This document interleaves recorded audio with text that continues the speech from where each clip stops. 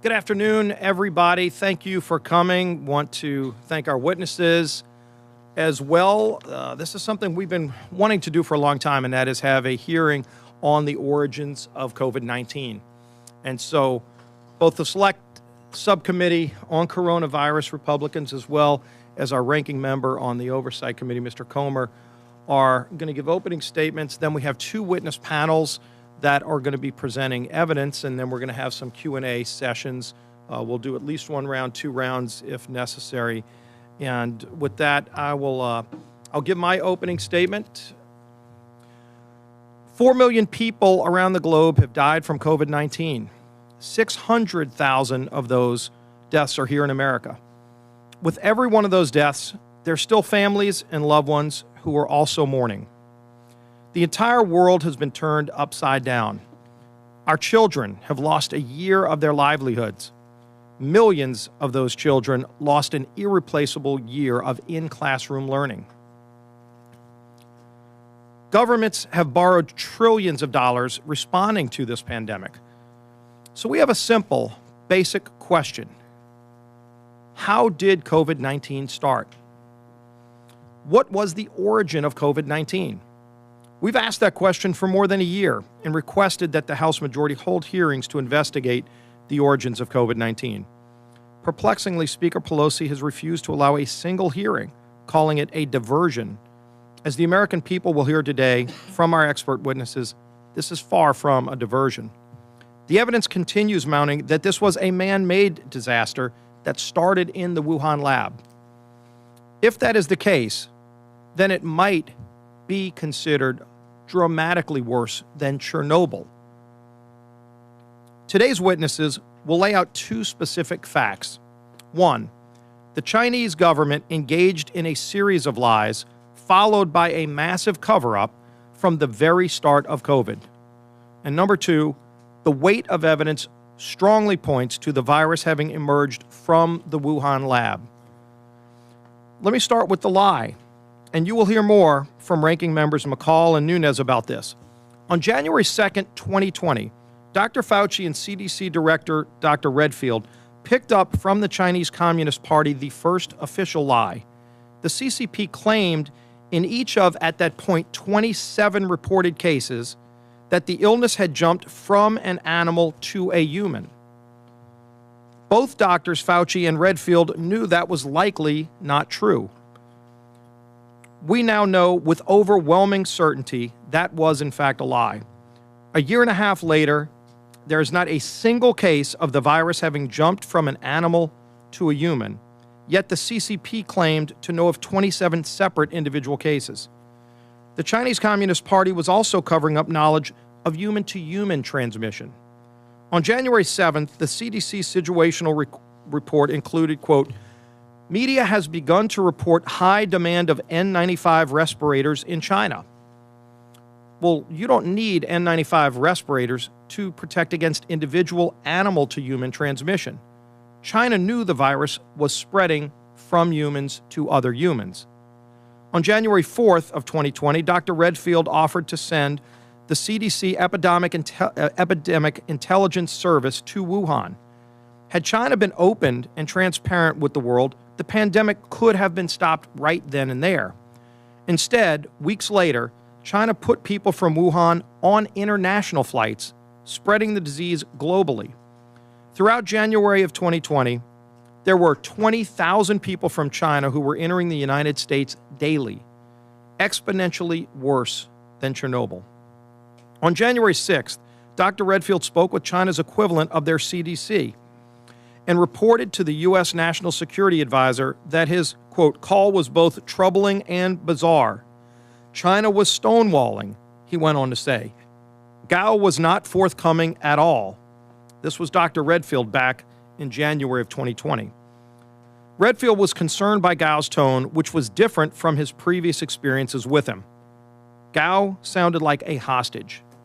On January 10th, the United States beginning work on a vaccine. Let me pause there for a moment, because it shows a dramatic dichotomy between our two nations. In the critical first days, China was engaging in a massive cover-up, while allowing the virus to spread across the globe. And at the same time, the United States was beginning work on a life-saving vaccine. The story matters and is a display to the world of the two countries' characters, the morals and the values. By January 13th, Dr. Fauci concluded, quote, "Holy bleep, they haven't been telling us the truth." That was Dr. Fauci's quote in January of 2020. Why was China lying? Could it be the motive was to cover up a virus that had leaked from a lab conducting gain-of-function research on coronaviruses, meaning that manipulation in the lab had likely made the virus dramatically more dangerous to the world than a naturally occurring coronavirus? That might be a motive for a massive government cover-up. Our witnesses will discuss this further, but here is what we know today. 1. No intermediate host. The animal that the bat would be expected to infect that would then transmit the virus to humans has been found. After testing, by the way, hundreds of different species and thousands of specific animals, still haven't found that animal. 2. There is no evidence it was ever in the human community before the pandemic began, and yet, as Dr. Quay will be discussing, it had perfected human-to-human spread from the very beginning. That is the hallmark of a lab-created virus. And number 3, we know that the Wuhan lab was conducting potentially dangerous research on bat coronaviruses and their ability to cause pandemics, included gain-of-function research. As Admiral Giroir states, quote, "It's just too much of a coincidence that a worldwide pandemic caused by a novel bat coronavirus that cannot be found in nature started just a few miles away from a secretive laboratory doing potentially dangerous research on bat coronaviruses." We also know the first cases of COVID in China occurred sometime between mid-October to mid-November of 2019. This is when we now know that, according to the Wall Street Journal, 3 Wuhan lab workers sought hospital care for an unknown respiratory illness. COVID didn't start in late December in the wet markets. It started months earlier, and lab workers in the institute working on coronavirus were infected. And China began lying immediately and began buying up N95 respirators immediately. And they closed domestic travel but continued sending 20,000 people a day to America. And now 600,000 Americans are dead and 4 million people worldwide. This is exponentially worse than Chernobyl. And yet, to this day, Speaker Pelosi has yet to have a single hearing on the origin of COVID-19. The very name of our committee is the Select Subcommittee on the Coronavirus. And yet, not a single hearing on the origin of the coronavirus. Well, that changes today. The American people will learn a lot today about what we know. The witnesses are respected, serious experts who have put time and research into learning more about the origins of COVID-19. But we should be having a bipartisan investigation that would include subpoena power to bring others in. NIH and Dr. Fauci should also testify about the history of NIH's involvement in gain of function. Speaker Pelosi should immediately take up the bill that passed unanimously out of the Senate that would declassify all intelligence related to the origins of COVID. Think about this. There is a bill that passed the Senate unanimously, all Republicans, all Democrats, to declassify some of the things we're trying to find out. Speaker Pelosi has yet to bring that up. We're calling on her to bring that up. It would pass this House overwhelmingly and get us more of those answers. So ultimately, today's hearing, we're going to be asking these questions, and we expect to get some answers, and we hope to continue pressing to get even more answers. With that, I'd like to yield to the ranking member of the Oversight Committee, Mr. Comer. Thank you, Ranking Member Scalise, for your diligence on behalf of the American people to get to the origins of COVID-19. It's essential to understand the origins of this virus in order to prevent it from happening again. Without a full and comprehensive investigation, we cannot adequately prepare for the next outbreak.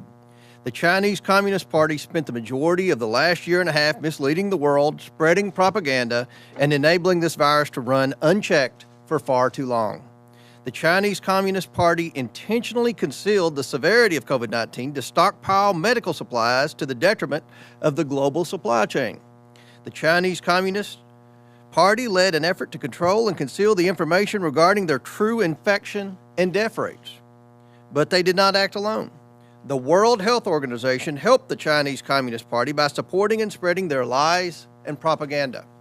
The World Health Organization denied that human-to-human spread of COVID-19 could occur based solely on Chinese Communist Party propaganda in early January 2020. When it became clear that human-to-human transmission was in fact occurring, the World Health Organization delayed labeling the pandemic a public health emergency of international concern because the Chinese Communist Party threatened to stop all international COVID-19 efforts if it made that determination. The World Health Organization failed to issue common sense restrictions on travel to and from China despite evidence the virus was transmitting when people traveled. The WHO, in an attempt to cover their tracks and perpetuate the Chinese Communist Party's propaganda, issued a one-sided report on the origins of the virus in April 2021. This report had no chance of being accurate because the Chinese Communist Party was given full veto power over inclusion of American scientists, and they vetoed the inclusion of 3 American scientists put forward by HHS. The Chinese Communist Party designed the mission's itinerary and refused to access the Chinese scientists' raw data, the 2 most important sources of information on the origins of the virus. At the behest of the Chinese Communist Party, the World Health Organization altered their mission to include far-fetched origin claims like shipped frozen food. And the Chinese Communist Party was given full power to edit and alter the final report. How could we expect anything close to a full investigation and accurate report when the government seemingly responsible for the outbreak controls the entire investigation? In short, China lied, the World Health Organization complied, and people died. Those responsible for the deaths of 600,000 Americans must be held accountable. And Congress must seek answers for grieving families who lost loved ones during the pandemic. A further concern has recently come to light that the Chinese Communist Party demanded that the NIH delete the early sequences of COVID-19 cases from their database. In order to best understand the origins of this pandemic, it's important to look at how the virus initially emerged in the human population. This information is most accurately found in the first infected patients. Without this data, it becomes increasingly hard to uncover the truth. This is yet another link in the long chain of Chinese Communist Party cover-up actions and raises important questions about whether there were additional sequences that the Chinese Communist Party failed to share with the world or deleted after COVID-19 began to spread. Despite repeated attempts by the Chinese Communist Party to cover up the origin of this virus, a significant amount of data has been collected and analyzed in the last year and a half. Evidence we will uncover during this forum. Evidence that this virus came from a lab-modified version of a bat coronavirus is continuing to grow. As we will hear from our witnesses today, every scientific test that distinguishes between the theories of the virus jumping from an animal to a human and the virus originating from a lab leak gives results that highly favor the lab origin theory. We have yet to see any hard data that supports this virus came directly from animal to human. I look forward to hearing more from our distinguished colleagues about their efforts to uncover the truth and look forward to hearing from our panel of experts. Their work is fundamental to preventing the next pandemic, and we thank everyone for it. I yield back. Thank you, Ranking Member Comer. Now to our fellow colleagues on the Select Subcommittee for opening statements. Mr. Jordan, you want to yield to? All right, we'll go to our panel then. After the first panel, we'll come back to our members of the Select Subcommittee. I know that the panelists that we're going to hear from next are colleagues who have been working on the front lines of various portions of this pandemic, but also looking into different avenues that we can at least get some information on regarding the origins. So with that, we'll start with Ranking Member of the Energy and Commerce Committee, Ms. McMorris Rodgers.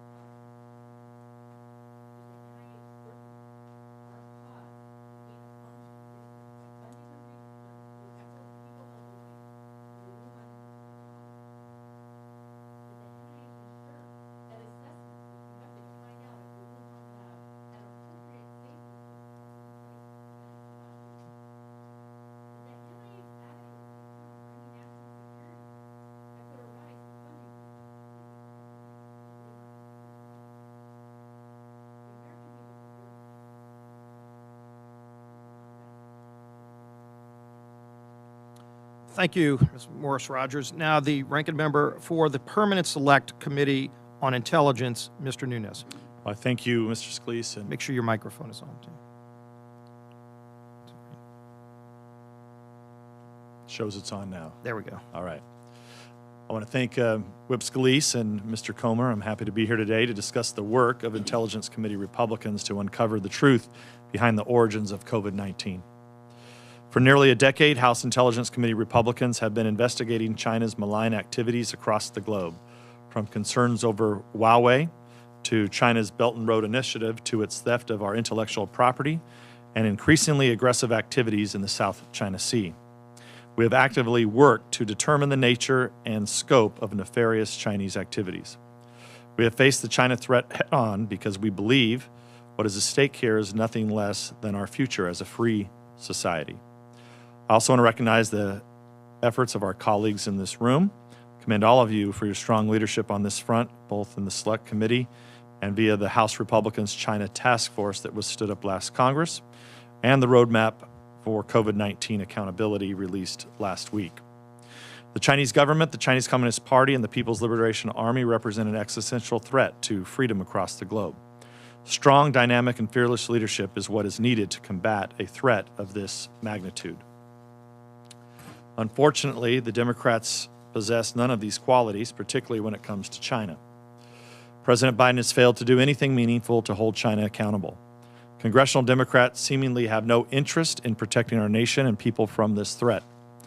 And the media continues to serve as a propaganda mouthpiece for China, the Biden White House, and Democratic leadership, along with help from big tech. Consequently, last month, committee Republicans on the House Intelligence Committee released an interim report on COVID-19 and the Wuhan Institute of Virology laboratory. That report describes our efforts to understand how the COVID-19 virus originated. In brief, here is what we found. First, there is simply no substantive evidence supporting the theory that SARS-CoV-2 was a virus transferred from an animal to human, and recent scientific scholarship suggests that such a zoonotic transfer is unlikely. Chinese researchers have failed to find the original bat population or species from which the virus may have jumped, despite an intensive search and testing more than 80,000 animals. Second, there were multiple warnings about safety at the Wuhan lab beginning as far back as 2017. Health and science experts from U.S. Embassy in Beijing warned the lab's work to make bat coronaviruses infectious for humans, coupled with the grave safety control concerns, could result in the accidental unleashing of a SARS-like pandemic. Third, our report outlines how China engaged in highly sensitive gain-of-function research at the Wuhan lab. As we all know by now, gain-of-function research can produce dangerous viral strains that could intentionally or unintentionally cause a pandemic. That NIAID, under the leadership of Dr. Fauci, funneled U.S. taxpayer dollars to the Wuhan lab for gain-of-function research. Fourth, the People's Liberation Army reportedly conducts secret scientific research in the Wuhan lab, and the head of the lab is a major general in the People's Liberation Army who is recognized as China's top biowarfare expert. Given the Chinese military's presence at the lab, it is difficult to understand why the U.S. government permitted and funded collaborative research there. And finally, China has prevented a fulsome and credible investigation into the origins of COVID-19. Why would they do such a thing if the virus originated from an animal? China's interference, of course, is what allegedly led the Biden administration to insist that China cooperate or face isolation in the international community. This is, of course, a weak and ineffective position to take. Like most authoritarian nations, China does not respect weakness. Stronger steps are needed to ensure we can get to the bottom of this matter and have confidence in the result. Let's not forget the Biden administration only called on China to cooperate a week after House Intelligence Committee released our report and after the Republicans' efforts to investigate the origins of COVID-19 had begun to resonate with the American people. As with many other things, the Democrats are not interested in finding the truth. That's why they're not here today, and they are only interested in cynically getting ahead of the storyline. Remember my comment about the media acting like a propagandist mouthpiece for the Democratic Party. A year ago, the media labeled President Trump and Republicans as racist, xenophobes for suggesting the virus was not zoonotic, but was the result of a lab leak. The possibility that this virus originated in a lab was dismissed as a conspiracy theory by the press. In fact, Facebook and other big tech banned and removed posts that claimed the virus may have come from a lab. Why? Well, because they feared that information would support statements made by President Trump and Republicans at the time. The fact that the Democrats and their allies in the media and big tech were more interested in hurling insults at their political opponents rather than fostering an open discourse about the origins of the virus that has killed over 3 million people worldwide. In contrast, I appreciate the work of not only this committee, but you can trust that the House Intelligence Committee Republicans will continue our investigation into China's malign activities. And with that, I yield back. Thank you again, Mr. Nunes, for that work and that presentation. Now, not only the ranking member on the Committee on Foreign Affairs, but also the head of the House's China Task Force, Chairman Mike McCaul. Thank you, Whip Scalise, Ranking Member Comer. As many of you know, I began investigating the origins of COVID-19 in April last year, both as a top Republican on the Foreign Affairs Committee and as the chair of the China Task Force encompassing 11 committees of jurisdiction. We invited the Democrats to join us. Speaker Pelosi said it was a diversion. I released my initial report last September. In that report, we touched on the possibility that it could have come from the lab. After continuing to research this topic, I now feel comfortable concluding that it is more likely than not that it came from the lab.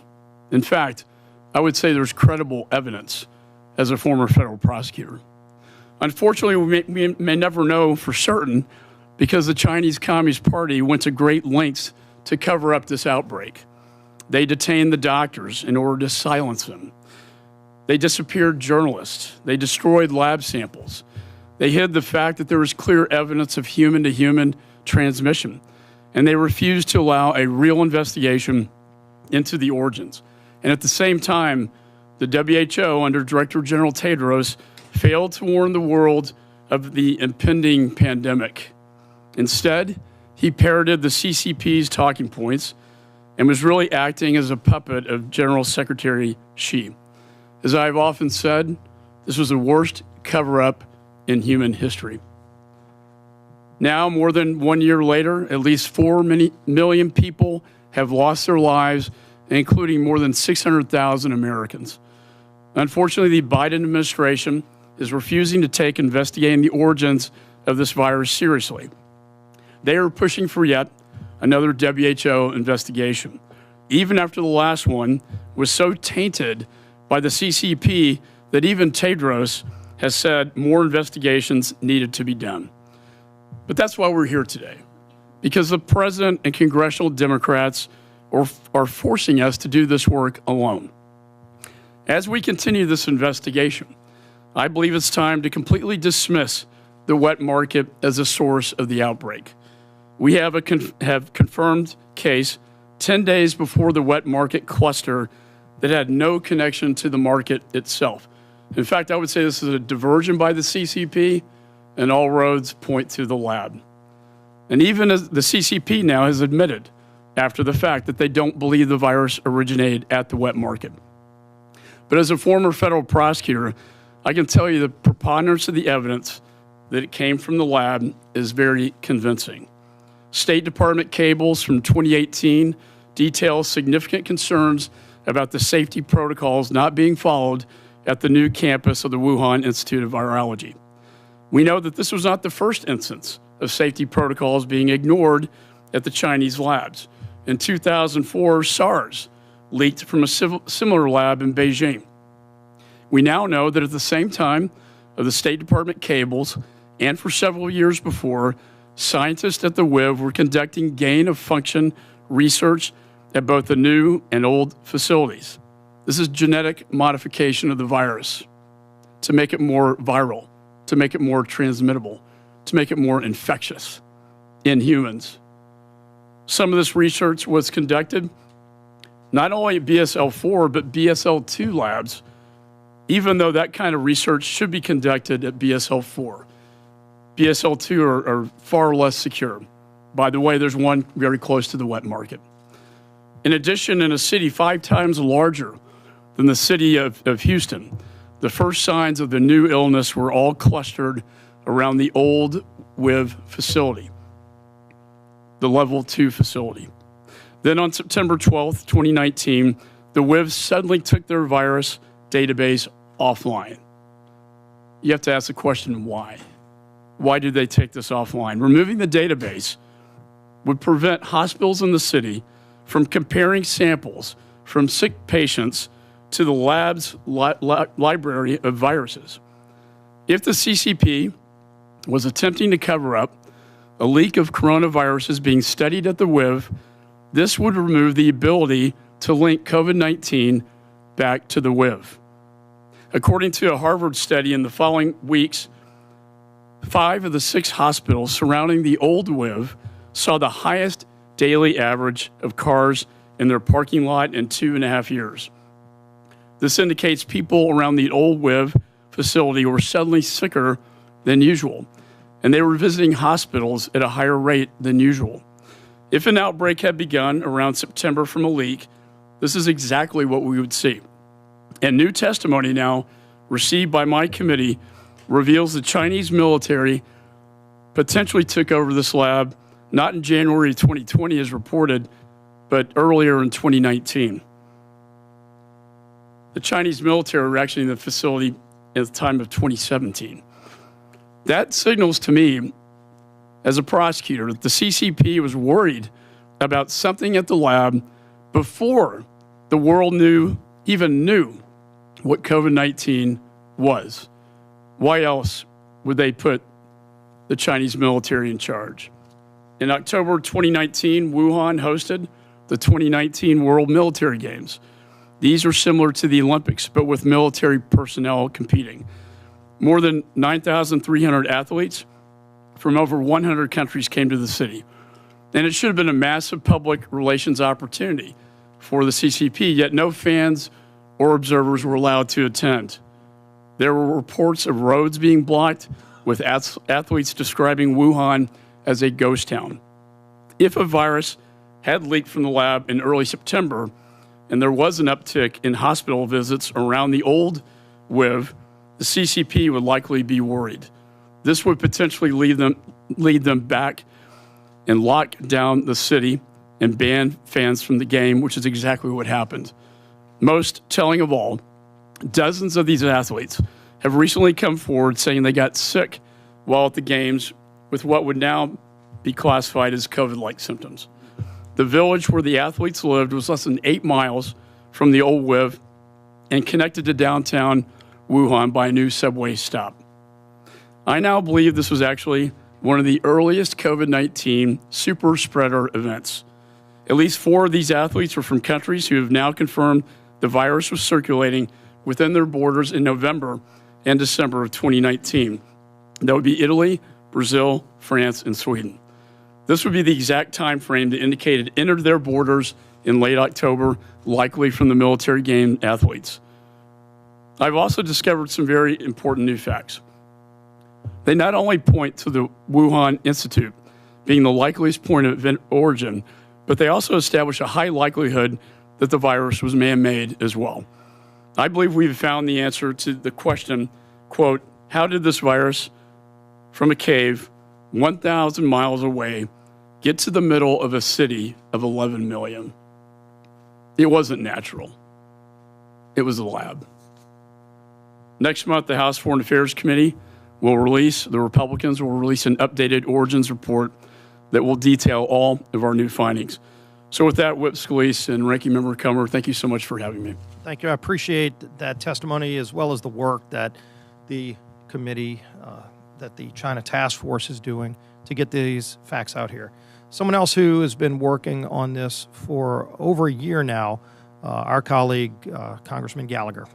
Thank you, Whip Scalise, Ranking Member Comer, for this opportunity. I can't think of a more important question facing the world today than how this pandemic started, which makes it all the more tragic that we don't have the willing participation of our Democratic colleagues. I don't see this as a Republican question or a Democrat question. This is a forensic question of how this actually started. That being said, I strongly support the establishment of an independent bipartisan expert commission. I've had some experience in the cyber domain leading such a commission, and I've seen the power of a hybrid commission of both legislators and outside experts to break through the noise and deliver serious bipartisan recommendations. But even in the absence of such a congressionally mandated commission, I think there are a number of steps we can immediately take to better understand the origin of the virus so that we can prevent a similar crisis from happening again. I don't want to rehash a lot of the very compelling points my colleague made, so I'll try and add a little bit to the discussion. 4 things stand out in my mind. The first and most obvious is what Whip Scalise referenced, which is that we should declassify all intelligence products, reporting, and assessments related to COVID-19's origins, and in particular, those underpinning the IC assessments related to President Biden's May 26, 2021 directive on his COVID investigation, the January 2021 State Department disclosures made by the outgoing Trump administration, and the material used to inform the April 30th, 2020 DNI statement on COVID origins. That statement is openly available. It's worth revisiting, where our entire intelligence community concurs with what they call the strong scientific consensus that this was not man-made or genetically modified. How did that happen? I think we all have an interest in knowing. Number 2, issue a subpoena to the EcoHealth Alliance for any and all data and files they have relating to their collaboration with the Wuhan Institute of Virology. Number 3, auditing the records of all federal agencies for a thorough accounting of any funding that may have gone to the Wuhan Institute of Virology, either directly through third parties such as NGOs over the past, directly or indirectly through parties such as the EcoHealth Alliance over the past decade. Ranking Member McCall mentioned the Wuhan military games, for example. I've written a letter to the Secretary of Defense and the Chairman of the Joint Chiefs asking, have we interviewed the 284 Americans that went to those games? Were these Americans tested for antibodies? What did we learn from that process? And if we haven't started that process, it can still begin. It's not too late to get more information related to this. And then 4th and finally, continuing the State Department's arms control investigation into potential biological weapons convention violations by the Chinese Communist Party. Regardless of the outcome of these investigations, and we should follow the data wherever they leave, there are at least 3 broader lessons I believe we can already take away from this experience. In the interest of brevity, I won't go into all in detail. I'm happy to answer follow-on questions. But the first is the pervasive influence of what's called United Front work. Perhaps the easiest way to understand the Chinese Communist Party's United Front work is to think of it as inception. The CCP influences or co-ops foreign elites, oftentimes without their direct knowledge, to spread messages that align with the party's interests. And without speculating on their motivations, it's hard to escape noticing that many of the individuals who have been most critical of the lab leak hypothesis, Peter Daszak was mentioned by Ranking Member McMorris Rodgers. It should be noted that Peter Daszak is a zoologist, not a virologist. Anyone that signed that Lancet letter, at least 5 members of who signed that Lancet letter are now on the Lancet's investigation into the origin of the disease, if you can believe it. The chair also has profound conflicts of interest. They have direct and long-standing relationships with Chinese entities. The second is the need to enhance American biological defenses. The tragic deaths of over 600,000 Americans and the losses throughout our economy have signaled to our adversaries that biological warfare could be a highly effective mechanism to attack our homeland. And given the rapid advances in synthetic biology, we need to act quickly so our adversaries cannot weaponize biology against us. And third and finally, I believe it is long past time for us to completely decouple our scientific collaboration with the People's Republic of China. Like many Americans, I was startled to discover that taxpayer resources made their way to the Wuhan Institute of Virology, which we know from the January 2021 State Department fact sheet, engaged in classified research on behalf of the Chinese military. While scientific collaboration is an important part of our technological leadership, we have plenty of like-minded allies and partners that are not actively engaged in genocide, nor threatening their neighbors with invasion that we can work with. And unfortunately, given the direction of the CCP policy, scientific collaboration is likely only to enhance the party's grip on power through new ways to surveil or control their population, or in the worst case, develop the ability to wipe out entire populations, depending on the whims of the party. Ranking Member Scalise, you started off by commenting that this is worse than Chernobyl. I agree with that. I've called this the CCP's Chernobyl. If you've seen the HBO miniseries Chernobyl, there's a moment at the end when the lead scientist, Valery Legosev, makes a comment, and he says, every lie we tell incurs a debt to the truth, and sooner or later, the debt is paid. Well, the debt incurred by the CCP's lies has cost us over 600,000 American lives and counting. And we owe it to these people and to their families to get to the truth. Thank you. I yield back. Well, Congressman Gallagher, I thank you for that work and for that presentation. Before I go to the members of the Select Subcommittee for their opening statements, since it's been referenced twice now, I did want to ask unanimous consent to enter into the record Senate Bill 1348.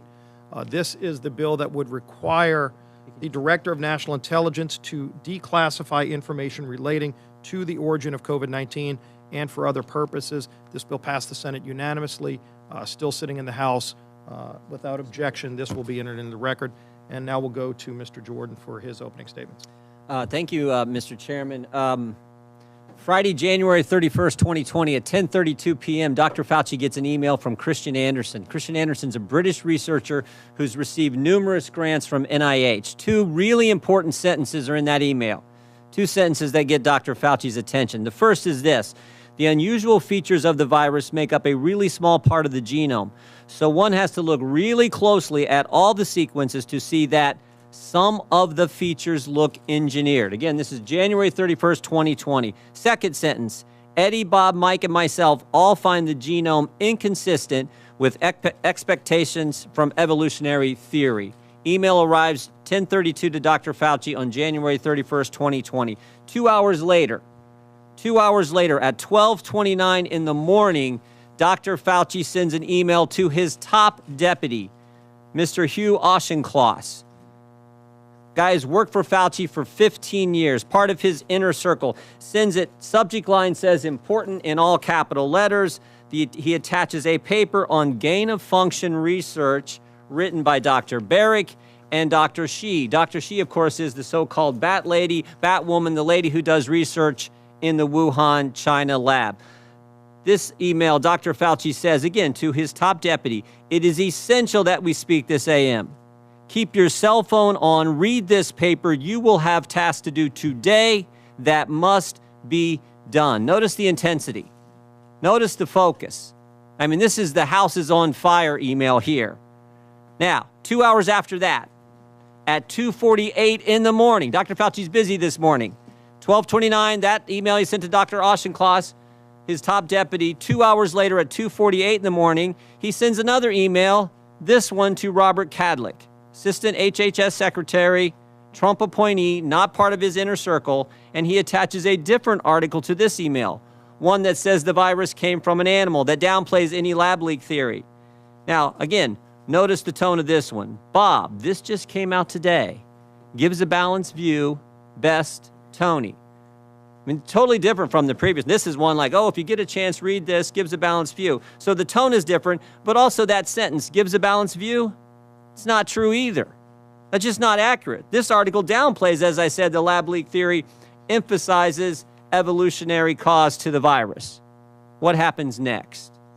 What happens next? Later that same morning at 11:47 a.m., Dr. Fauci's deputy gets back to him. I just want to read you this whole email. The paper you sent me, the one he sent him on that was written by the virologist from Wuhan, China, and Dr. Barrick, the paper you sent me says the experiments were performed before the gain-of-function pause, but have since been reviewed and approved by NIH. Not sure what that means, since Emily, someone else who works for Dr. Fauci, is sure that no coronavirus work has gone through the P3 framework, which of course is the oversight body that's supposed to approve any grant dollars going for gain-of-function research. No coronavirus work has gone through the P3 framework. Final sentence, she will try to determine if we have any distant ties to this work abroad. She will try to determine if our fingerprints are on any of this. All these emails happen in 13 hours.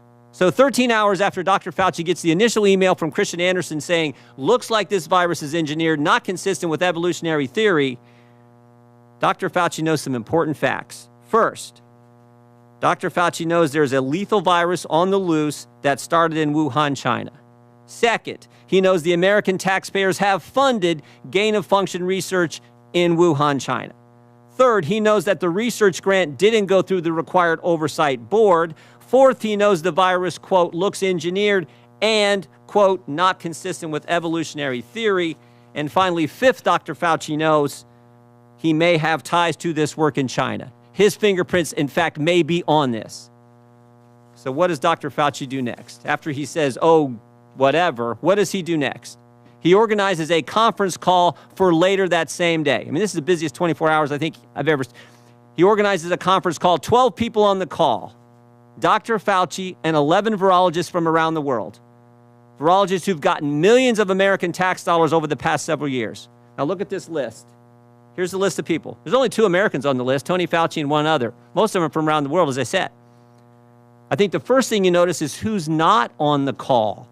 Who's not on the list? Is Dr. Kadlec on the list? The guy he sent the email to at 3 in the morning? Is Dr. Redfield the head of CDC? Dr. Giroir, who's with us today, Assistant Secretary at HHS at the time? Dr. Birx, the lady who's soon to be COVID response coordinator? In fact, there's no one from the government on the call except Tony Fauci. Tony Fauci and 11 other individuals who got a bunch of American tax dollars over the years.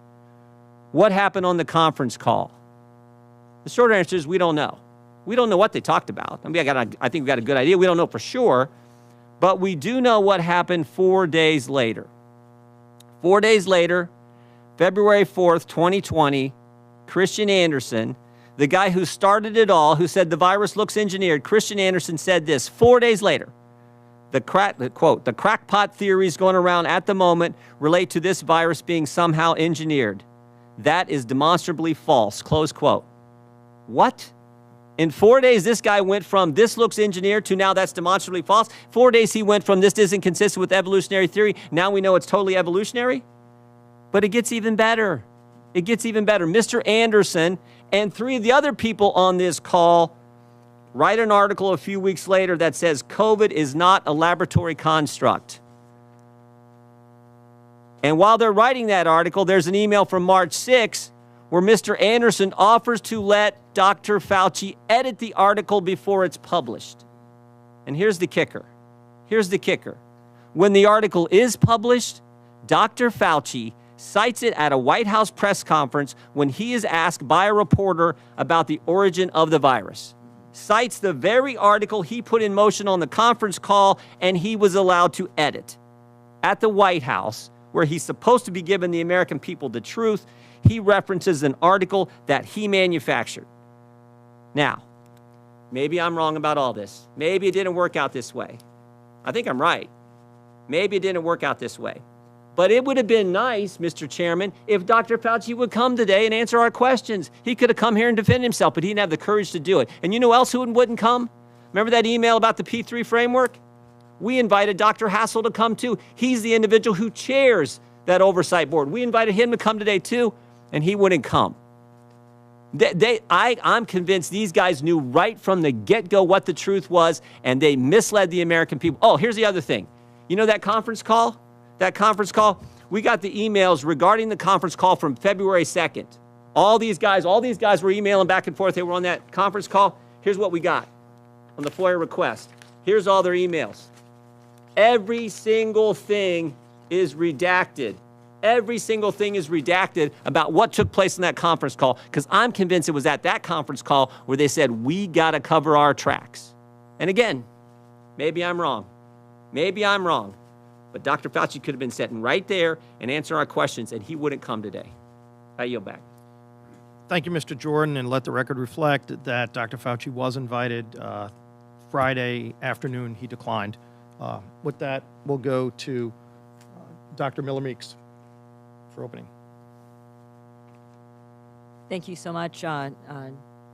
Scalise, Representative Scalise. Thank you to also Representative Comer and all of our panelists for coming.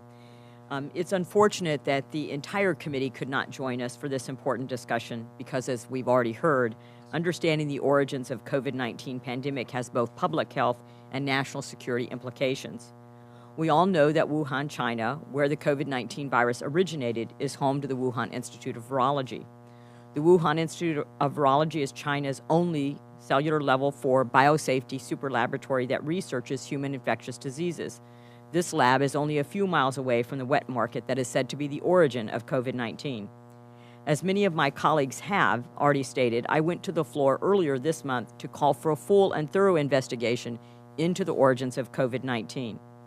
There needs to be a serious investigation into the origins of COVID-19, and we must uncover what the Chinese Communist Party knew and when, and what the World Health Organization knew and when.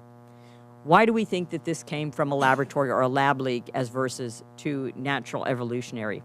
One is the initial concern by scientists and the fact that their article was removed by the Chinese Communist Party off of the internet. Two is the proximity of WIV to the wet market. Three, no intermediate host, and we know that we rapidly discovered the intermediate host for both SARS and MERS. Four, the Chinese Communist Party vigorously lobbied WHO to both deny human-to-human transmission and to avoid or delay announcing an international emergency or pandemic. Five, the removal of scientific papers by Chinese scientists from the internet early in 2020, and then, as previously stated, they took their database offline last fall. We also know that the speed and rapidity and the number of variants and then the unique genetic code.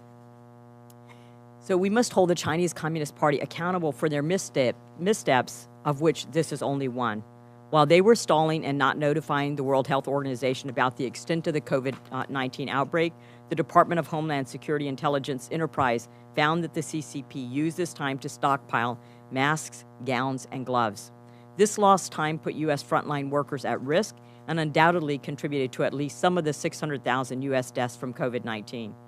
To prevent something like this from happening in the future, we must seriously consider and examine how much scrutiny we place on laboratories working with highly infectious agents.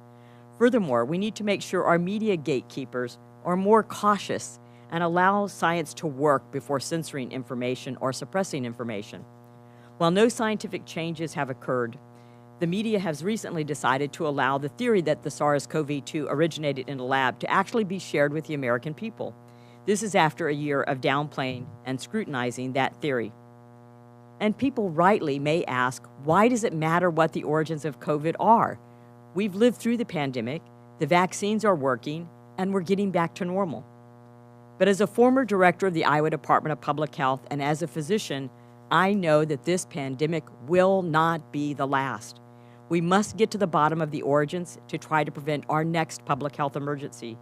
As a member of Congress, I believe it is our responsibility to ensure that other nations live up to their responsibilities and that international organizations in which we participate and fund are well regulated and beneficial for the American people. International health regulations state that each state party shall notify WHO within 24 hours of all events which may constitute a public health emergency of international concern. According to the reports from Hong Kong, the CCP identified cases of COVID-19 going all the way back to November 17, 2019, over a month before the WHO was officially notified or publicly notified. If the CCP had complied with these regulations, it's possible we could have worked with our international partners to more quickly contain the virus, limit travel, isolate people before they traveled, and shut down travel more rapidly. More urgency about the virus if it was a lab leak versus of natural evolutionary causes, less complacency of individuals. It's incumbent upon the international community to have safety protocols for the laboratories, the type of research that can be conducted. Is it ethical to bring a virus from the wild into a laboratory? And is it ethical to have gain-of-function research that increases its transmission in humans? Also, publications in prestigious journals, which is what we as scientists and doctors like to do and for which we aspire. But should they publish scientific articles if the lab is not in compliance with safety standards, or if there is not full disclosure and financial disclosure and conflicts of interest? Should we have viruses that are in the wild that we bring into laboratories and then manipulate them for gain-of-function research? As Representative Scalise said, this is the Chernobyl of virus research, and it should underscore the need for increased scrutiny of gain-of-function research anywhere in the world. Because it is the hubris and arrogance of human scientists that failed the basic function of security and safety.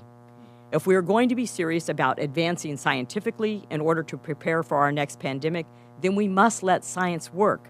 We must allow for debate and dissenting views to be heard, or we may never get to the root cause of this problem and hold the Chinese Communist Party accountable.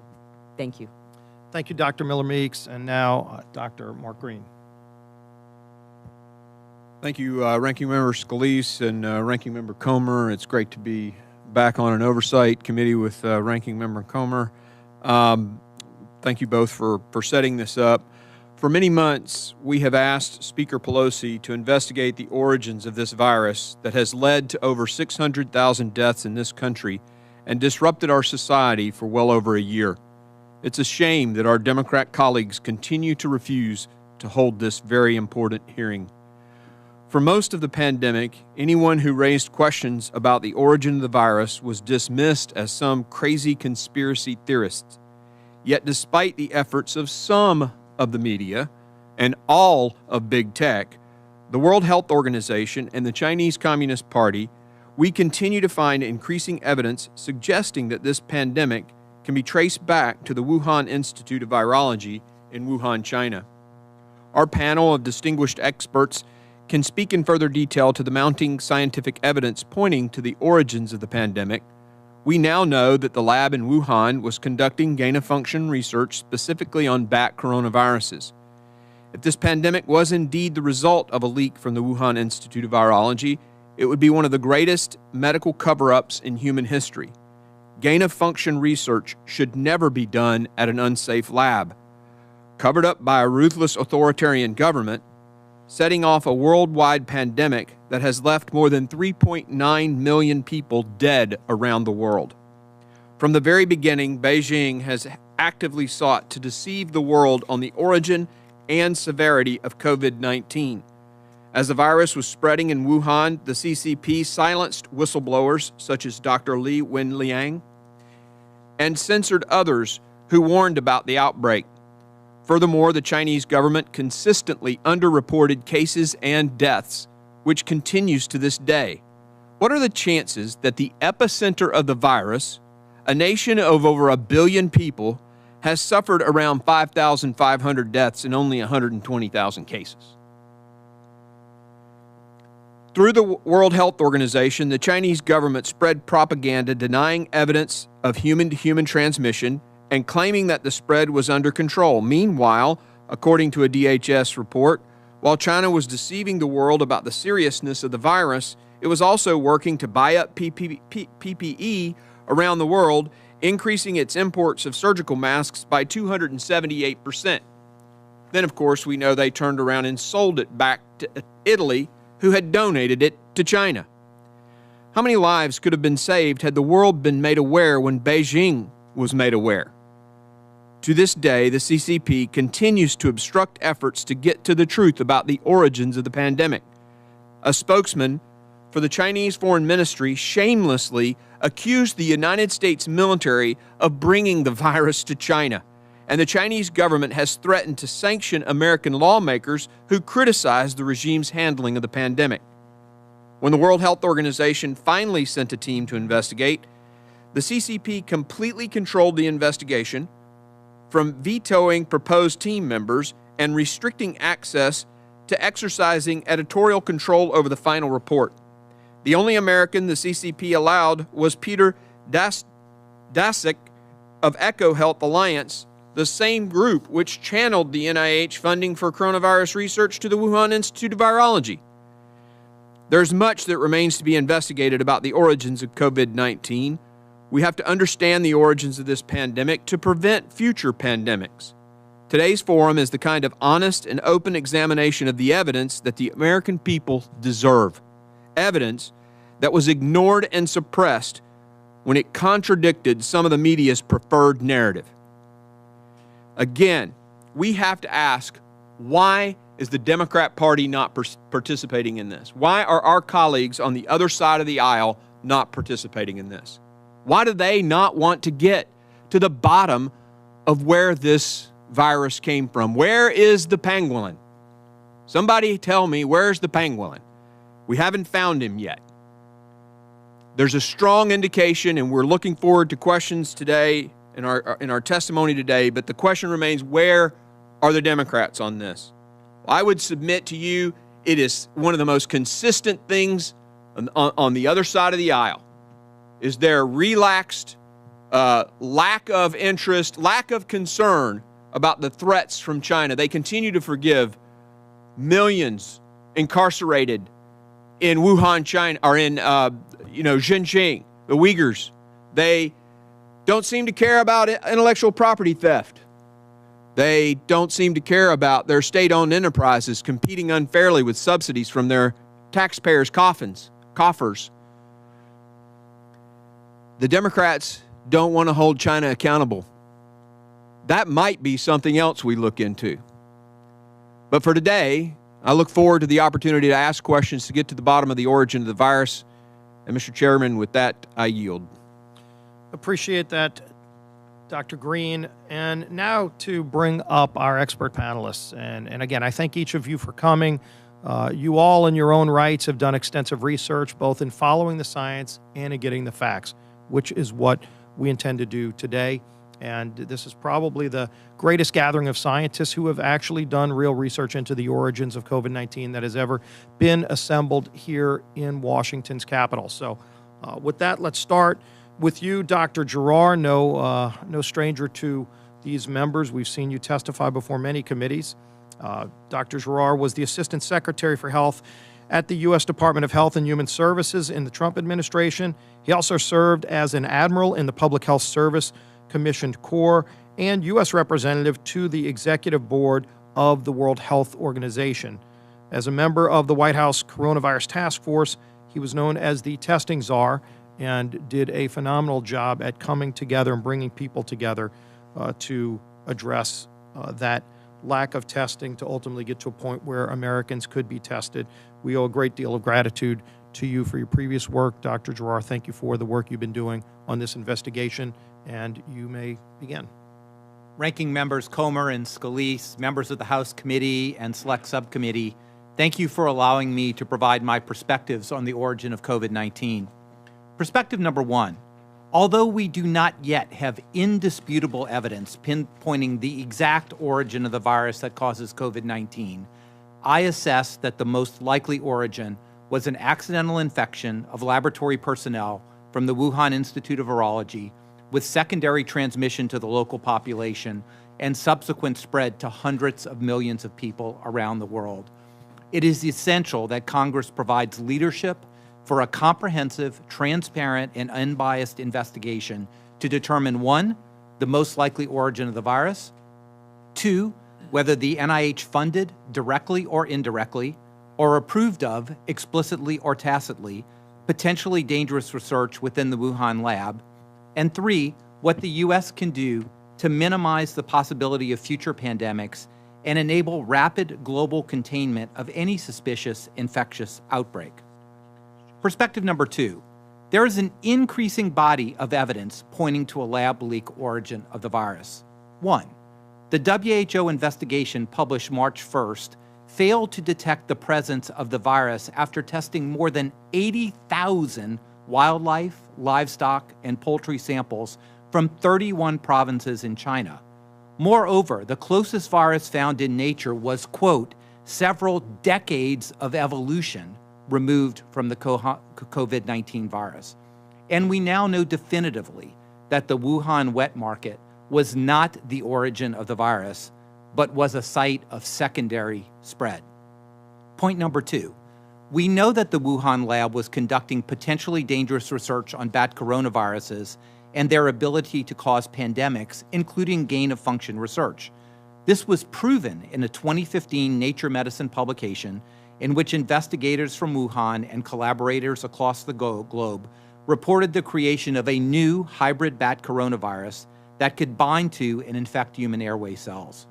Number 3, Since that 2015 publication, there have been multiple NIH grants to the EcoHealth Alliance, all entitled Understanding the Risk of Bat Coronavirus Emergence, and from the limited publicly available information, appear to be using the exact same laboratory methods that could create novel, hybrid, pandemic-causing pathogens. Number 4, independent scientific studies have concluded that the first cases of COVID in China occurred sometime between mid-October and mid-November of 2019. This is the exact time frame, according to the U.S. intelligence, that some Wuhan lab workers became ill with a respiratory infection, and that, according to the Wall Street Journal, 3 Wuhan lab workers sought hospital care for an unknown respiratory illness. And finally, the bottom line is, I believe it is just too much of a coincidence that a worldwide pandemic caused by a novel bat coronavirus that cannot be found in nature started just a few miles away from a secretive laboratory doing potentially dangerous research on bat coronaviruses. Sometimes the most obvious explanation is indeed the correct one. Perspective number 3. The WHO cannot be relied upon to do an authoritative investigation because it is a multilateral organization with no authority to do anything in China that is not directly approved by the Chinese Communist Party. On behalf of the Trump administration in September 2020, I delivered a comprehensive roadmap of reform to the executive board of the WHO that would strengthen the WHO's global emergency preparedness and response capabilities. This roadmap would better equip the WHO for future pandemics, but by the WHO's very nature as a multilateral organization, it can never be relied on to guarantee transparency from repressive regimes, nor assure the health and safety of the American public. Finally, with regard to the WHO, when this pandemic first emerged in China and began spreading around the world, the only eligible nation that did not have a member on the WHO executive board was the United States.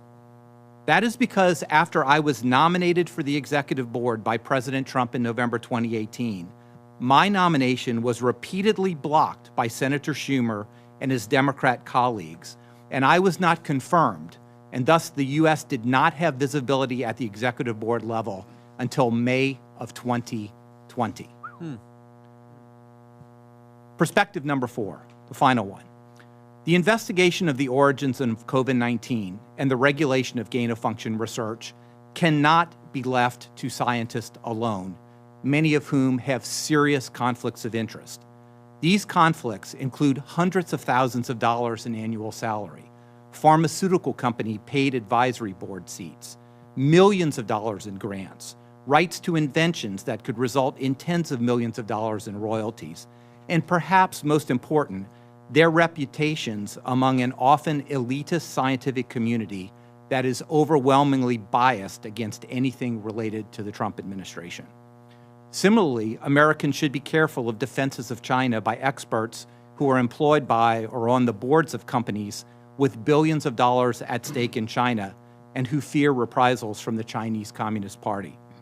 In conclusion, it is critical to our nation, to the American people, to the world, and to future generations that we develop a bipartisan consensus on the truth of what happened. And I respectfully encourage the entire Congress to come together as truth seekers and truth tellers to accomplish this objective.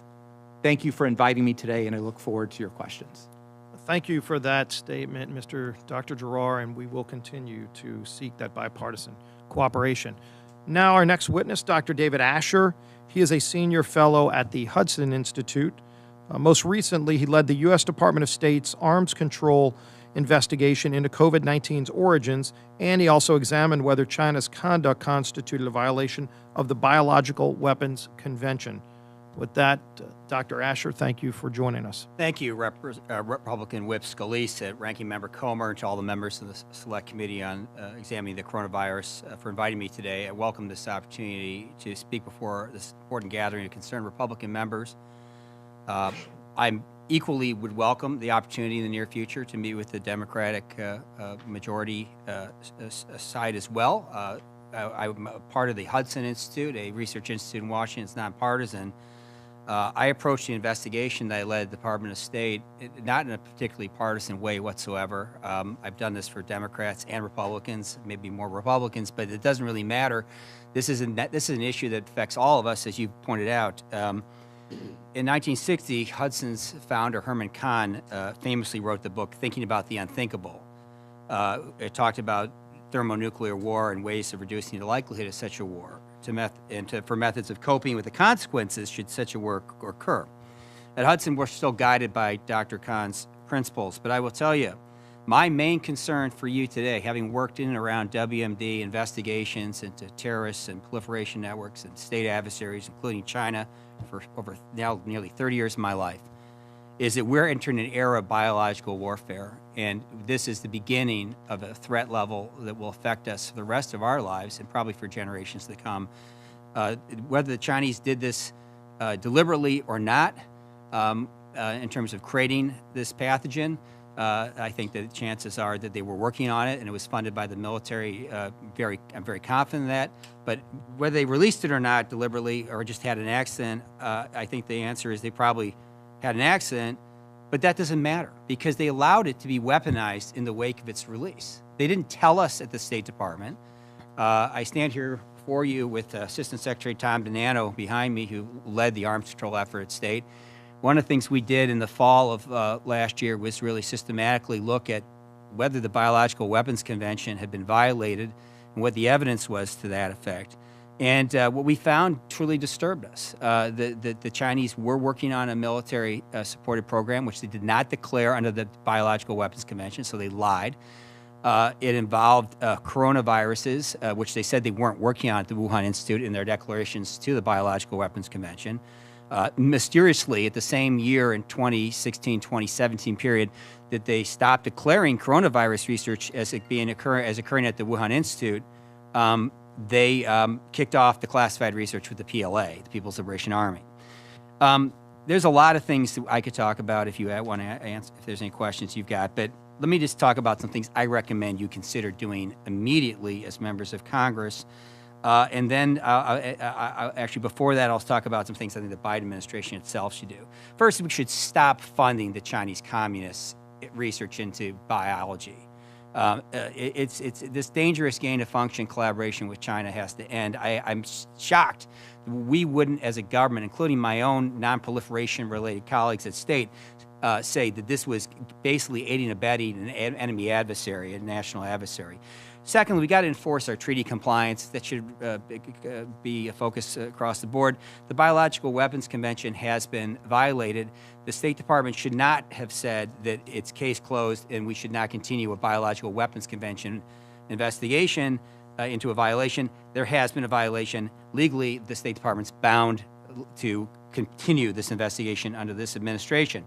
Sanctions. China needs to be coerced. They need to feel the pain. It's a year and a half after this thing broke out. The clocks have melted. Time has not stood still like a Salvador Dali painting, except in Beijing, where they're sitting around saying, wow, look what we've been able to get away with. And as their economy grows 18.2% the last quarter, and exports are up 49%. We have tools at our disposal, Executive Order 13382 on WMD proliferation particularly. We also need to get prepared for the next pandemic. There's a lot that can be done with forward biothreat sensors. Next, what should you do, in my personal opinion? Expert commission, 9/11-like commission. I had friends die on 9/11. I'm sure you did too. But we've had a lot more friends who've died of COVID-19, and the impact of this is more resonant than anything we've ever seen. Secondly, stop exporting our most precious biotech capabilities overseas, especially to China. Third, we need to amend the Chemical and Biological Control and Warfare Elimination Act to impose sanctions on entities, individuals, and parastatals that are involved in this type of malevolent work to threaten our country. Finally, I'd unleash the civil litigation lawyers to ambulance chase on behalf of the victims of this tragedy, pandemic, which could have been averted had the Chinese only told us that it was spreading human to human asymptomatically at the beginning of January. Thank you for your time. All right, thank you for your remarks, Dr. Asher. Next is Dr. Stephen Quay. He's a physician and a scientist with hundreds of published scientific articles. Dr. Quay has been cited over 10,000 times, holds 87 patents across 22 different fields of medicine, and he's invented 7 different FDA-approved medicines. Further, he conducted an early analysis of COVID-19, which has been downloaded nearly 200,000 times. He's an expert in the field and brings an upper echelon of analysis to the question we're posing today about the origins. Now to you, Dr. Quay. Thank you, Congressman Scalise and Comer, members of the subcommittee of the coronavirus crisis, ladies and gentlemen. I appreciate the nonpartisan approach the subcommittee is taking today. Clearly, science in the last few years, but especially on the topics related to the COVID pandemic, has been co-opted by geopolitics. Thus, I am here not as a mouthpiece for any particular party, but as an American scientist. I dedicate my testimony today to the more than 600,000 Americans that this pandemic has killed so far, with the hope that by clarifying the origin of COVID, we can help to prevent future pandemics and the loss of innocent lives. Given this backdrop, I will be keeping my remarks today to matters of science. I'll state facts and evidence about the pandemic that I have collected. I'll explain why those facts lead to certain conclusions, allow a particular inference, or rule out a hypothesis about the origin. Today's testimony is an effort to answer the question posed on December 30th, 2019 by Dr. Zhengji Shi, the head of coronavirus research at the Wuhan Institute of Virology. She had just been told that a novel coronavirus had caused an outbreak of pneumonia at hospitals close to her laboratory in Wuhan. In what I believe was her last unscripted public utterance, she has been quoted as saying, "Could they have come from our lab?"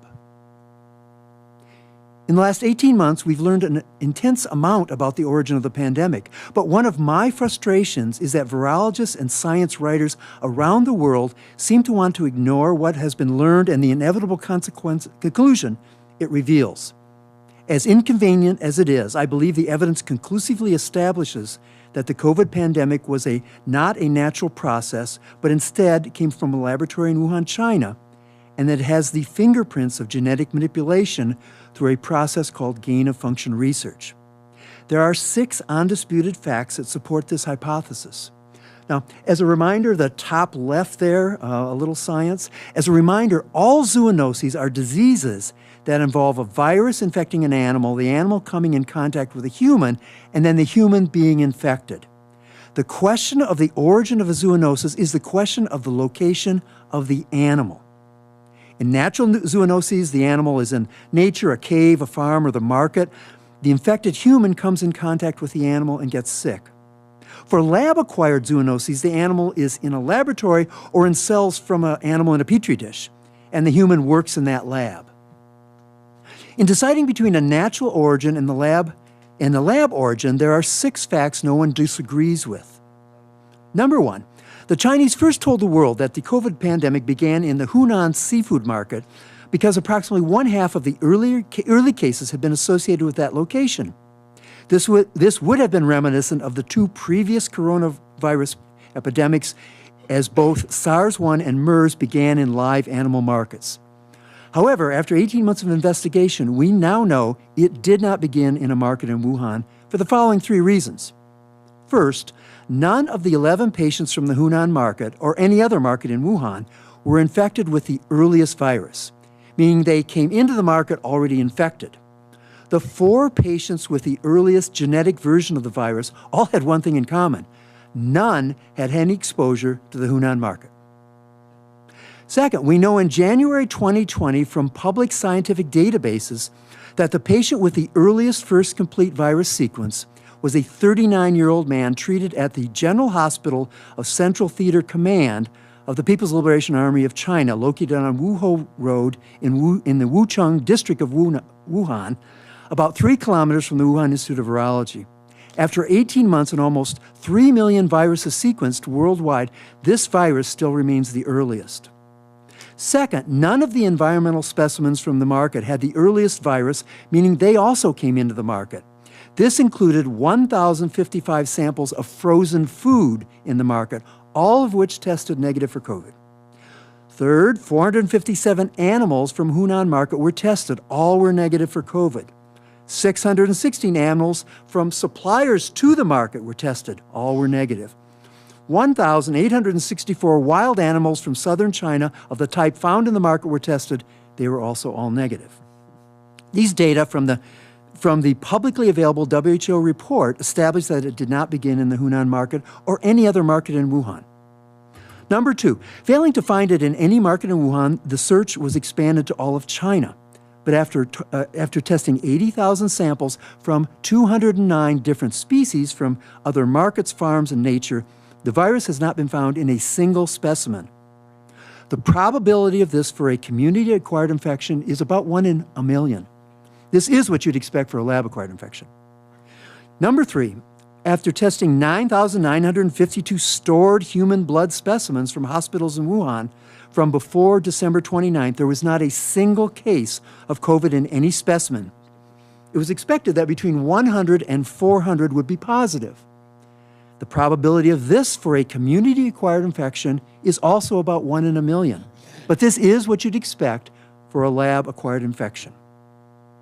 There is no evidence of multiple animal-to-human transmissions. With 2 prior coronavirus outbreaks, SARS-1 and MERS, 50 to 90% of early cases were from various animal-to-human infections. For SARS-CoV-2, 249 early cases of COVID-19 were examined genetically, and they all were human-to-human transmission.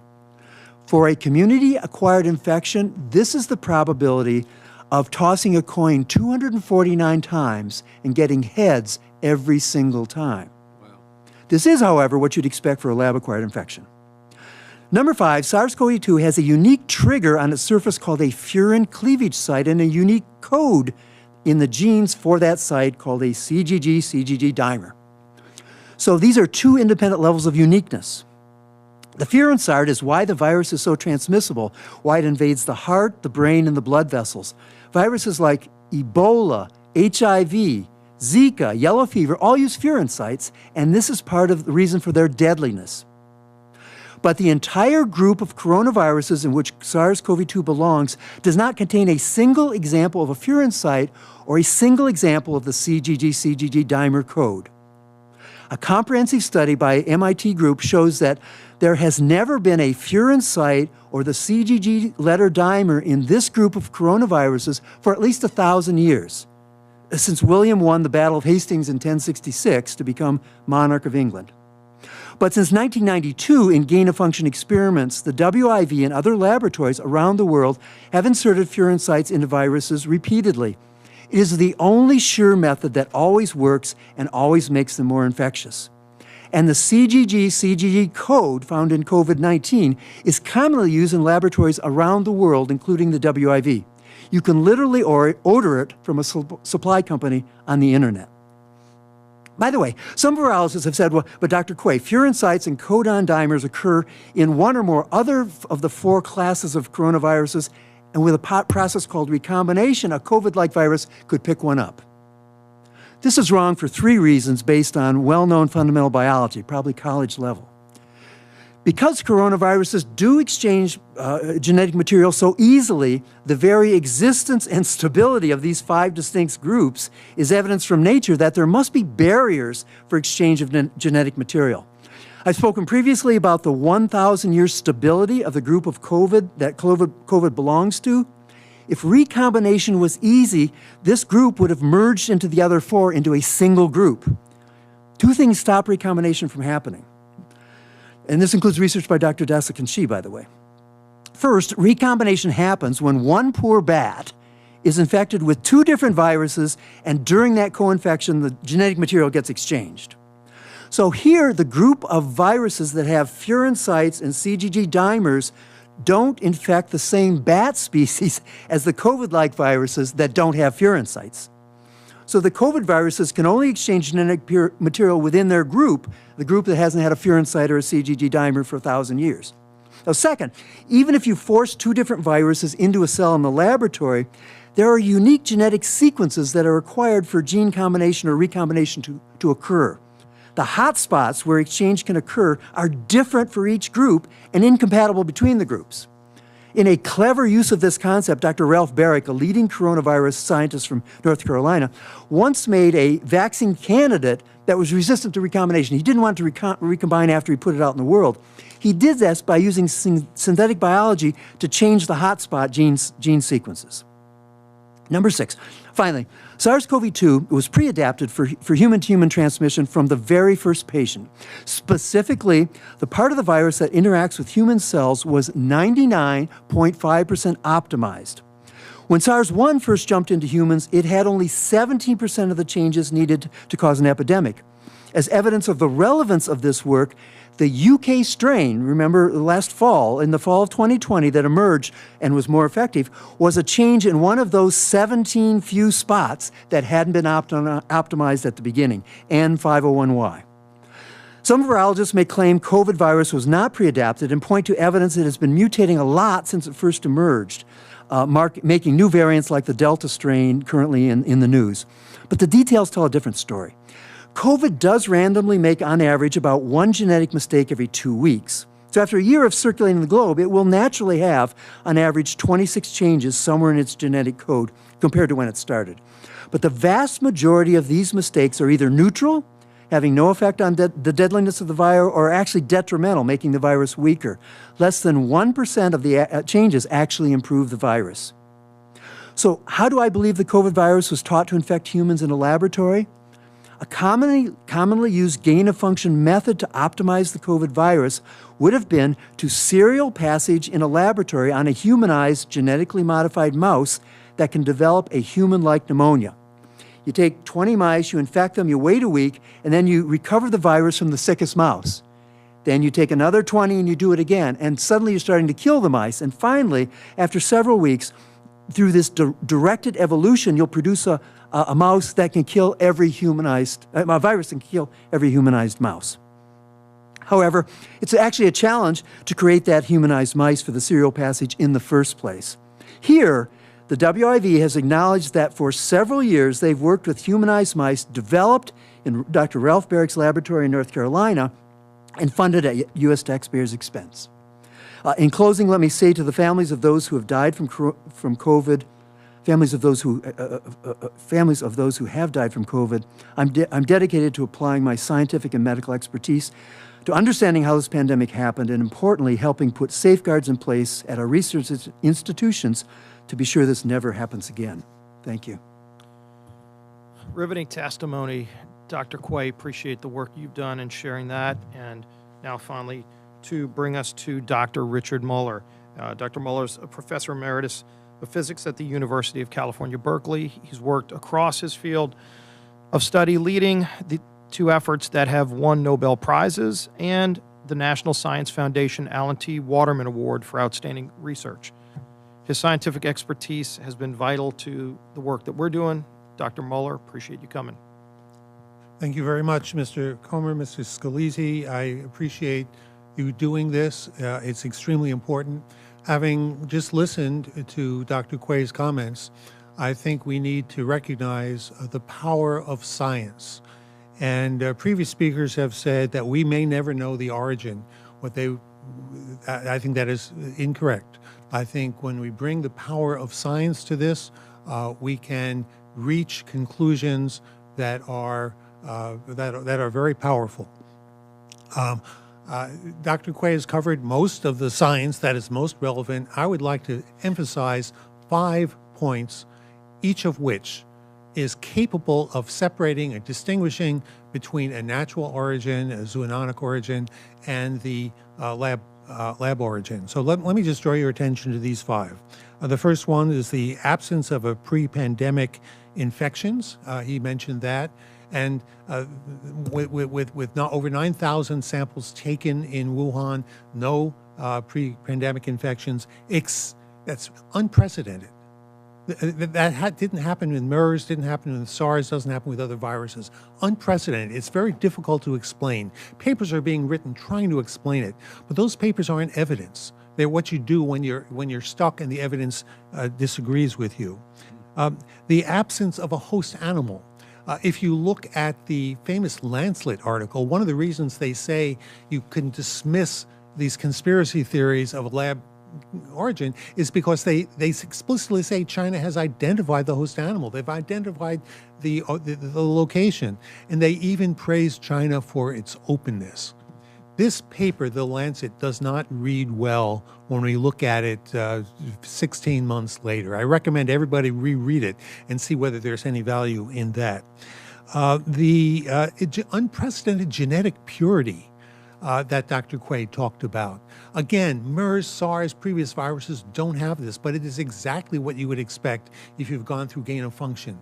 So each one of these things is compelling. By itself, if we had any one of the 5 things, these are 3 of them, we should conclude that the evidence strongly favors the lab origin. The spike mutation. The fact that there's no known way for that spike mutation to get there other than by gene insertion in a laboratory is a very powerful argument. And again, there are papers written that try to explain this away, but those papers aren't presenting evidence. The evidence in favor of the natural zoonotic origin, there isn't any. The only evidence that's cited is, well, it looks like another zoonotic case, or those cases are quite common, but there's no scientific evidence supporting those. And finally, the fact that this virus was optimized to attack humans. Again, something that has never happened in natural releases. But it does happen if you run it through the gain of function. So there's really all of the scientific evidence argues in favor of the laboratory origin. The papers against it, the famous paper by Christian Andersen in Nature Medicine, his argument against the lab leak case was his claim that the spike protein had not been optimized, and it certainly would have been. That is his one argument against it in that paper that is so widely quoted. But recent evidence, as Dr. Quay talked about, shows that it was 99.5% optimized.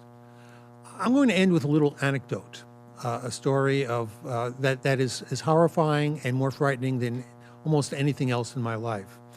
In the early days when I was trying to teach myself virology, I called several of my friends who are expert in virology. One of them, I asked him if he could help me review some of this literature, the literature that suggested that there was a lab leak. And he said, no, I'm sorry, Rich, I can't do that. Well, okay, is there someone in your lab who could do it? No, nobody in my lab will do it. Well, why not? Well, let me be candid. If anybody in my laboratory is discovered to be working on a laboratory leak hypothesis, China will label us enemies of China, and the laboratory will be blacklisted, and we will no longer be able to collaborate. We collaborate all the time with China. Nobody will take that risk. This is one of the most chilling conversations I've had in my life. The idea that China has managed to interfere, to break the United States freedom of expression, freedom of investigation, freedom of thought, by through this collaboration effort, really scary. So, let me just say that some people say we will never know, not until China confesses, or unless there's a whistleblower. Well, we have a whistleblower. It was the virus itself. It came here, it came out of China, it came to us, and it carried with us genetic information. And there are, in my mind, 5 compelling sets of scientific evidence that allow us to reach this very strong conclusion that, yes, it was a laboratory leak. Thank you very much. Well, thank you, Dr. Moeller. And again, riveting testimony from all of you. Clearly, as we listen to the science, the data that you've presented, it raises even more questions. We're going to go into the first round of questions, and there is a vote going on the House floor, so you'll see members getting up, going, and coming back. But we're going to continue this because I think it's real important that we get as many questions answered as possible. Again, there are people who were invited who didn't come today, and kind of underscores the point that If there were subpoena powers, then we could have compelled more scientists to come. Why they didn't want to come is a mystery.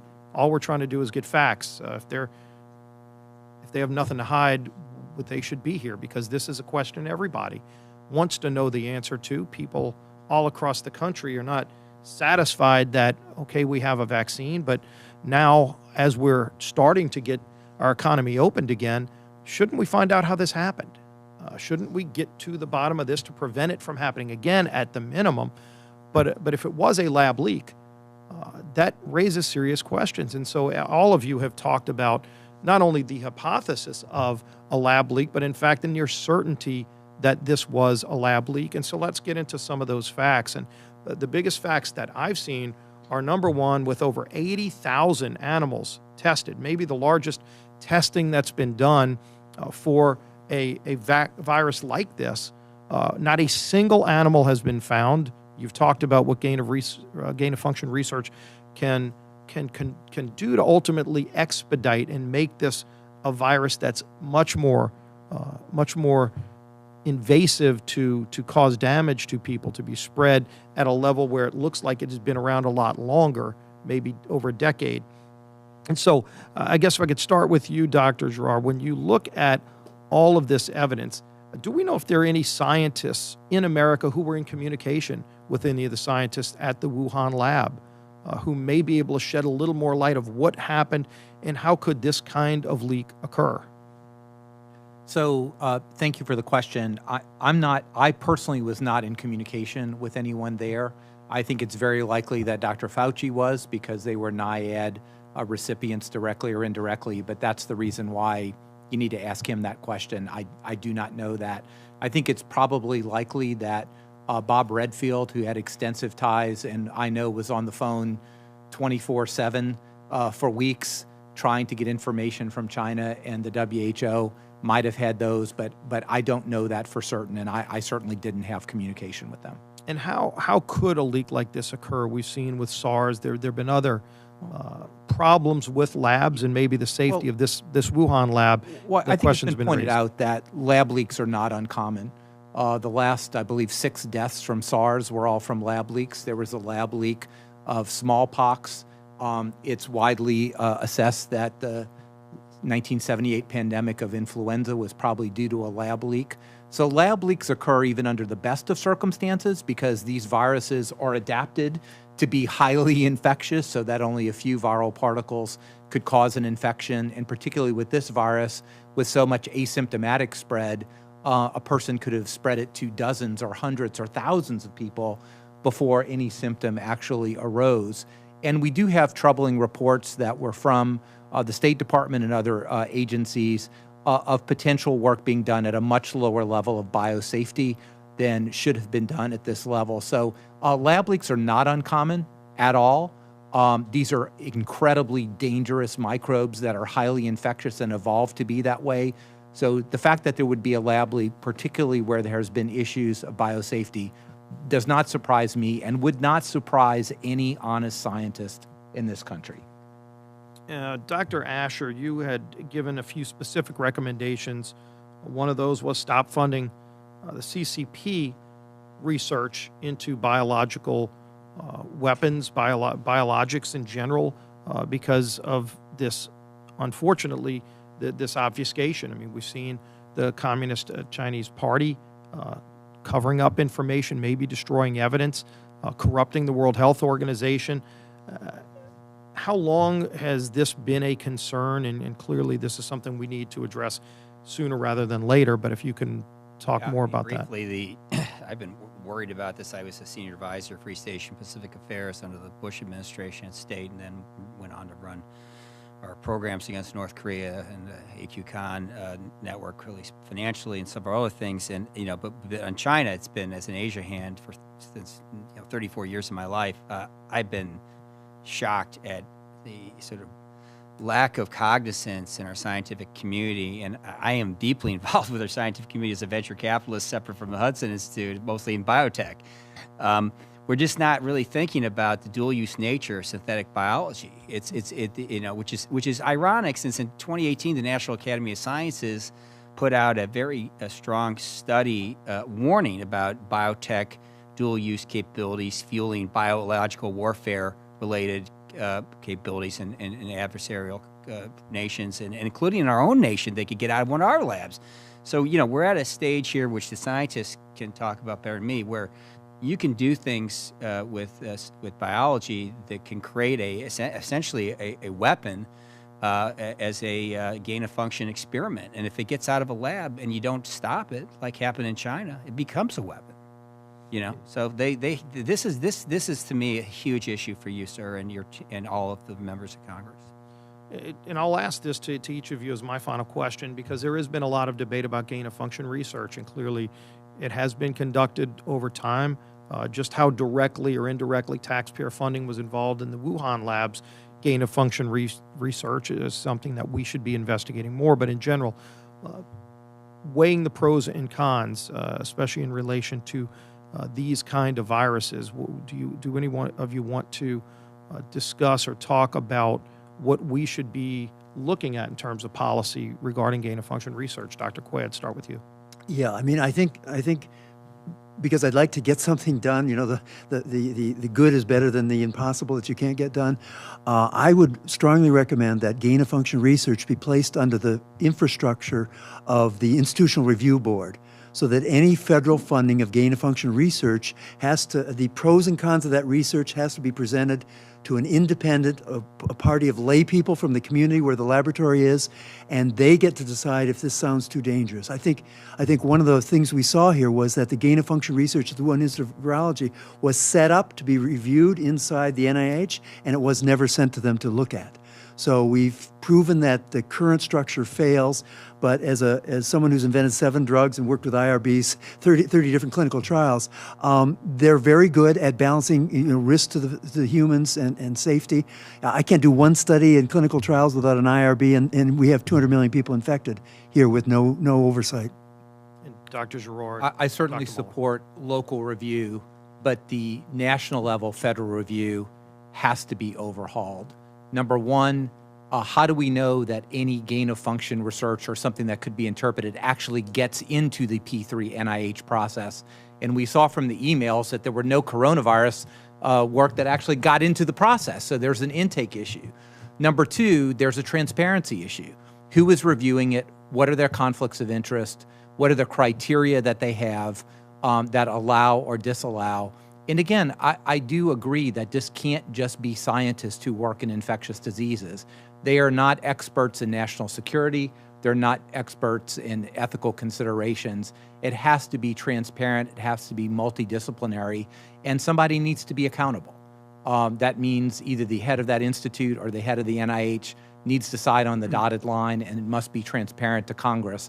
I would say that in addition to the local review, which would be a second level. Dr. Muller, I think. Yeah, I'm not that concerned about gain-of-function research in the United States. I think that some legislation could take care of that. The issue is, what do we do about China? What do we do about terrorist groups? What we need here is a strengthening of the Biological Warfare Convention, something that demands that we have access to these laboratories and see what's going on. We could cut out all gain-of-function research in the United States. It would do no good if the Wuhan Institute of Virology just closes its doors, doesn't let anybody see what it's doing, and continues on. So we need to have sanctions that will demand that China and other countries be open and accessible, and their data be transparent. Very important recommendations. Thank you. Now, Mr. Comer. Thank you, Ranking Member Scalise. Dr. Asher, a story came out last week that the NIH confirmed. The Chinese scientists asked them to eliminate gene sequences of early COVID-19 cases just 3 months after sending them. Dr. Asher, isn't it true that the best chance to understand a virus is to analyze the gene sequence as close to patient zero as possible? Well, rather than I answer that, I'd like to defer, if it's okay, Representative Comer, to Dr. Quay as a scientist, that I could answer some other aspect. Yeah, the elimination of that particular database was irresponsible, or, yeah. And they gave no basis for doing so. It's very disappointing. What we found from that database was that actually the PLA patient that I identified is not the genetically earliest, but they were about 6 weeks earlier and before the Hunan market. But there could be so much additional information if additional files were found. So initially, it was claimed without any evidence that there was no possible way the virus came from the lab. We've been through that many times thus far. In fact, anyone who asserted this so-called lab leak theory was labeled a conspiracy theorist, or even by Nancy Pelosi, a racist. So, Dr. Quay, both your testimony and Dr. Mueller's testimony outlined several key pieces of evidence which favor the idea this virus came from a lab rather than zoonotic origins. Dr. Quay, can you give us more information about the behavior and sequencing of prior coronavirus epidemics like SARS and MERS? Well, I can, and just a personal comment on the racist. My wife is Chinese, so, and my children then are half Chinese. So with respect to the SARS-1 and MERS and SARS-CoV-2, I think one of the things you need to, you always want to be able to quantify gain of function. I think the best way to quantify it is SARS-1 is natural and about 5,000 people were infected. MERS was natural and about 7,000 people were affected. SARS-2 is not natural and we're at, 200 million and counting, and probably asymptomatic over 1 billion. That's kind of the relative power that you should think about with what we're doing with this. And so sequence data is absolutely critical. I mean, there's additional fingerprints inside SARS-CoV-2. For example, there's 4 signals that I'm looking at, which one of them is an area where it looks like it's designed to kill cells more easily. One area looks like it's designed to plug up a hole in the nucleus to prevent interferon from coming out. Why is that important? Because then you're asymptomatic.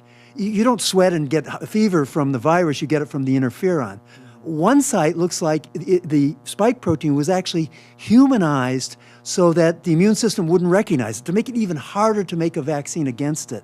And of course, we have the furin site, which makes it highly infective. So we are missing much sequencing data that the Chinese could have been doing. I'm sorry, one last comment is that there are certain machines that provide a great deal of sequencing data that's very valuable, and then there's machines that give you just the sequence and nothing else. And China instructed all of their laboratories around April to only use the machines that give you just the sequence and know what's called metadata. And that's really frustrating because the metadata, as I'll be showing next week from the Wuhan Institute of Virology, contains Nipah virus and Japanese encephalitis virus and many other things. Well, just a couple of more things, Dr. Quay, I want to make sure I'm correct on. We do not have any evidence that COVID-19 infected any humans and mutated prior to developing the ability to transmit from human to human, right? That is correct. What does the fact that the virus was optimized for human-to-human transmission tell us about the origins of the virus? Well, again, a natural zoonosis has 2 processes. It jumps into humans, but it can't do very well. It makes one person sick, or maybe they don't even know they're sick. They have antibodies against it, but then it's building up its repertoire. It's learning how to infect humans, and then finally this takes a year to 18 months. Right. So here it was human to human from the get-go. It just very good. Yeah, and that simply indicates gain of function. That's what it implies. Yeah. The fact that it was human from the get-go implies gain of function. There's no way that we know that could happen in nature. Which would mean it could only be in the lab, not from animal to human. Well, yes, right. Dr. Anderson predicted that there would be a lot of pre-epidemic blood samples because it was so adapted to humans. So when you got 0 out of 10,000. And just to summarize, with respect to the animals, which is where China initially said the virus came from, Dr. Mueller, how many animals were examined? There were 80,000. 80,000 animals were examined. But there was a set of animals that was never examined, was the humanized mice in the Wuhan Institute of Virology. Ah, very good. Very good point. Of those 80,000, how many were found to be carrying the disease? 0. This is unprecedented because for SARS, in which a much weaker, smaller effort was made, they found the animal within 3 months. For MERS, in which it was very well hidden in camels, and also a very low effort made, they found it in 9 months. This was a tremendous effort to examine 80,000 animals, from farm animals to wild animals to everything you can imagine, except, as I point out, the animals in the lab, and having zero. If I can't imagine that the signers of the Lancet article would have written the same letter if they had known this. It's amazing. Thank you. I yield back. Thank you. Now let's go to Mr. Jordan. Thank you, Mr. Chairman. Dr. Giroir, I want to dissect this one email that came from Dr. Auchincloss back to Dr. Fauci. Dr. Auchincloss, again, just to refresh, is Dr. Fauci's top deputy. So this is the email on Saturday, February 1st at 11:47 in the morning. It's in response to the one that Dr. Fauci sent in the middle of the night saying, hey, we got important things. I got to talk to you. Keep your phone on. You're going to have tasks to do, et cetera. So he gets back to him. The email says, the paper you sent me says the experiments were performed. Again, the paper is about gain-of-function research at the Wuhan lab. Before the gain-of-function pause, but have since been reviewed and approved by NIH. Not sure what that means, since Emily is sure that no coronavirus work has gone through the P3 framework. She will determine if we have any to ties this work abroad. Dr. Giroir, are you part of when you were in the government, were you part of the P3 framework? I was not. How does the P3 framework, my understanding it's an oversight board that is there to decide if you are in fact going to fund any gain-of-function research. Is that right? That's what the intent is, but how it works, how research gets taken into that, it's unbelievable to me that coronavirus work would not get even into the process. If you look at the abstract from the latest grant that was done to EcoHealth, it talks about using protein sequence data, infectious clone technology, in vitro and in vivo infection experiments. This is all gain of function. How this could not get into the P3 process is unbelievable. And once it does, how does it work? So on it, how do you judge? Let's just back up for a second. I should have done this earlier. There was a pause in any gain of function research. My understanding was the pause was in 2014, and so for a few years, we didn't fund any of it.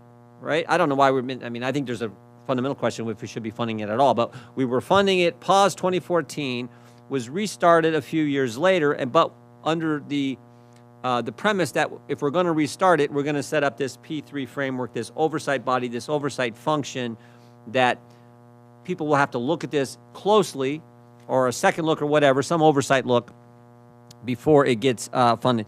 Who determines, now in the P3 framework, during this time, so when it was restarted, who determines what goes in front of the P3 framework or the P3 board? Who makes that determination? I am sorry, I don't know that, and I don't think anybody knows that about out of the hundreds or thousands of grants, who picks which ones go and not. And if there were truly no coronavirus work that got there, you have an intake problem. That means dozens, hundreds of. Well, someone's got to be responsible. Who heads NIH? Well, ultimately the buck stops with Dr. Collins, who's the NIH director, and Dr. Fauci. He makes decisions on this. Dr. Fauci on NIAID. They are the directors.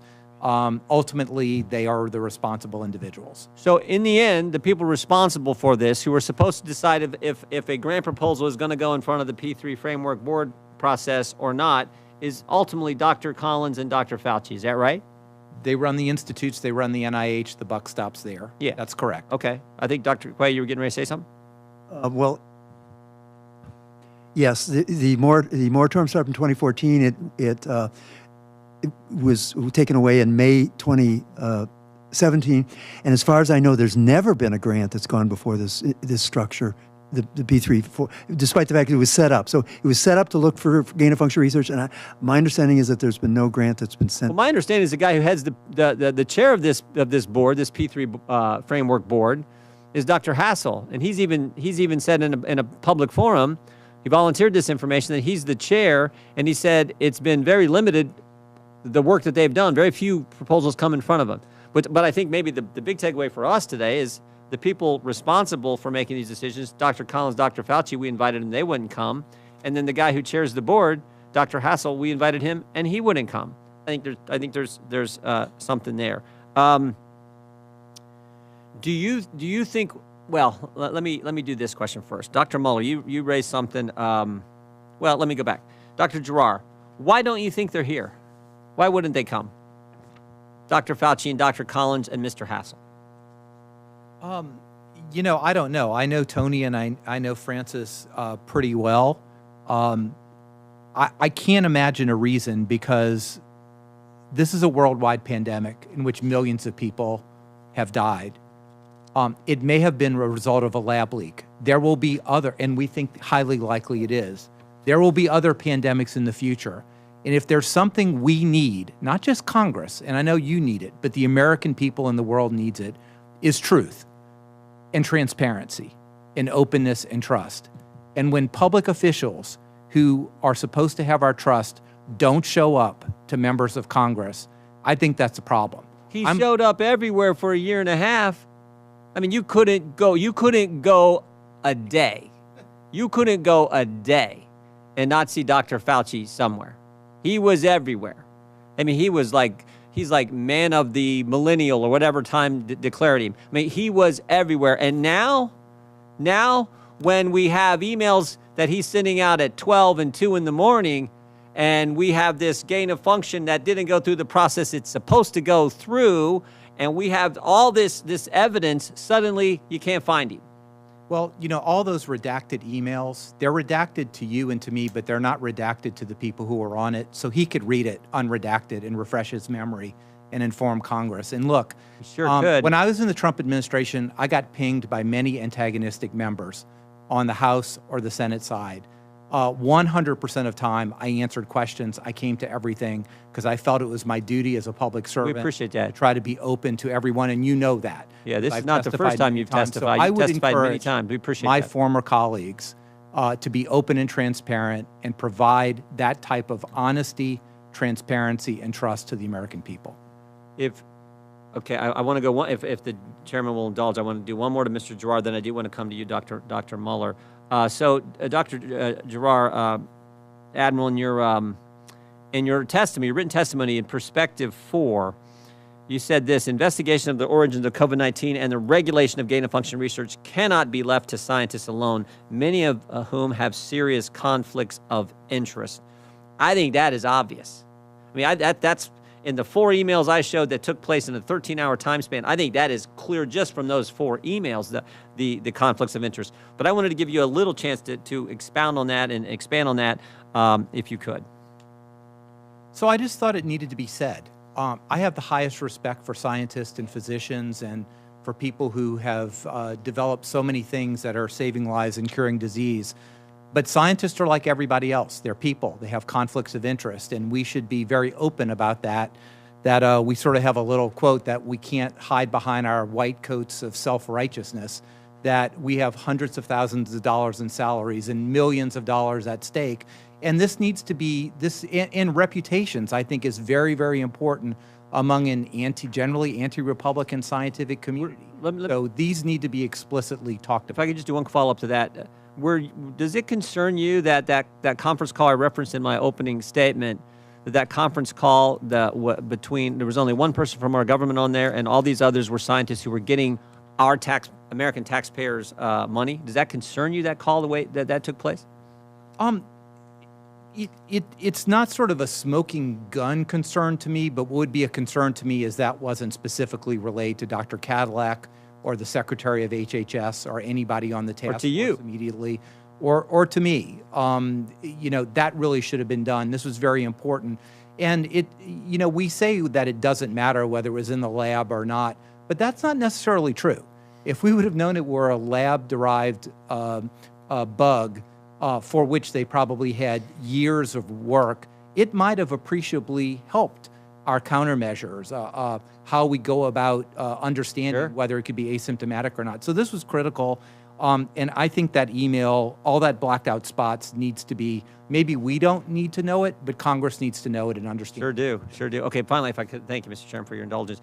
Dr. Mueller, in the close of your opening statement, you said that people were afraid. You talked to people in the research community, in your community, who were afraid to be doing any research that might expose the truth that this came from a lab because they were concerned about getting blackballed from China. Is that right? You said something to that effect? That's pretty close. I'm not sure that they were convinced they didn't want to be involved in that kind of investigation. Whether how that investigation would turn out, they weren't sure. But yes, there were other reasons too. When people learned I was going to come here, I live in Berkeley. I get lots of advice. I get advice not only from my friends and colleagues in Berkeley, but I get advice from all around the country. Yeah. Not one person of all my friends and advisors thought I should come to this committee. So the reason was because it was Republicans. My response to every one of them is, I am not going to go and, scientists, yes, they are often biased. You need to distinguish between scientists' opinions and science. And science is nonpartisan. Science is unbiased. I came here and I told all them I was going to come here and I will talk to anybody. yeah. And I want to present science because I think in this case, the science by itself carries the argument. I don't want you to ask me for my opinions on Right. things. If I stick to the science, then I can defend myself against my friends. The chairman just refreshed my memory. He said the words you used were enemies of China, I think you used, when anyone who would be doing research that would go against the evolutionary theory of this was going to be somehow attacked. But it wasn't just China. This is my point. It was everyone. Dr. Fauci was against doing that. The media was against. If you did that, big tech went against. Everyone went against the people who were actually, as it turns out, focusing on the truth. That is a scary thing for our country, and it goes right to your point. That's about opinions and politics, not about science. And that is what has happened, what did happen for the last year and a half. And my point that I made in my opening statement was, and Dr. Fauci, I believe, based on what I showed you all, I believe knew that from the get-go and was misleading the American people. And again, maybe I'm wrong, but he could have came here and answered my questions. Another quick anecdote. In September, when I called a virologist at a national laboratory and said, I was soliciting some help. This was before I met Dr. Quay. I was soliciting some help on this issue. He said, no, I'm not going to touch that. I'm not going to recommend anybody touch that because it would help the reelection of Donald Trump. Yep. So it was a political issue for some of them. Yeah. Well, thank you, Dr. Mueller. Again, thank you and all of you for coming to testify. We appreciate you being here, and I think you'll see that we're here to get facts, and y'all are giving us a lot of really important facts. Dr. Green, you are next up for questions. Thank you, Mr. Chairman. Dr. Asher, you talk about the real possibility of this being really a biological weapon, or at least related to Chinese biological weapons program. I'd like to place into our record the Chinese admission to the 2011 Biological Weapons Convention. It's a pretty incredible document. Mr. Chairman, if I could, okay. Without objection. Add that into the record. If you guys need to see it, we can give copies to you, but you don't have to look very far to see what the Chinese intentions are. First, the document states, and I quote, synthetic biotechnology poses a huge latent threat to mankind as it could be used in the future to create pathogens of even greater toxicity and infectiousness than those currently known.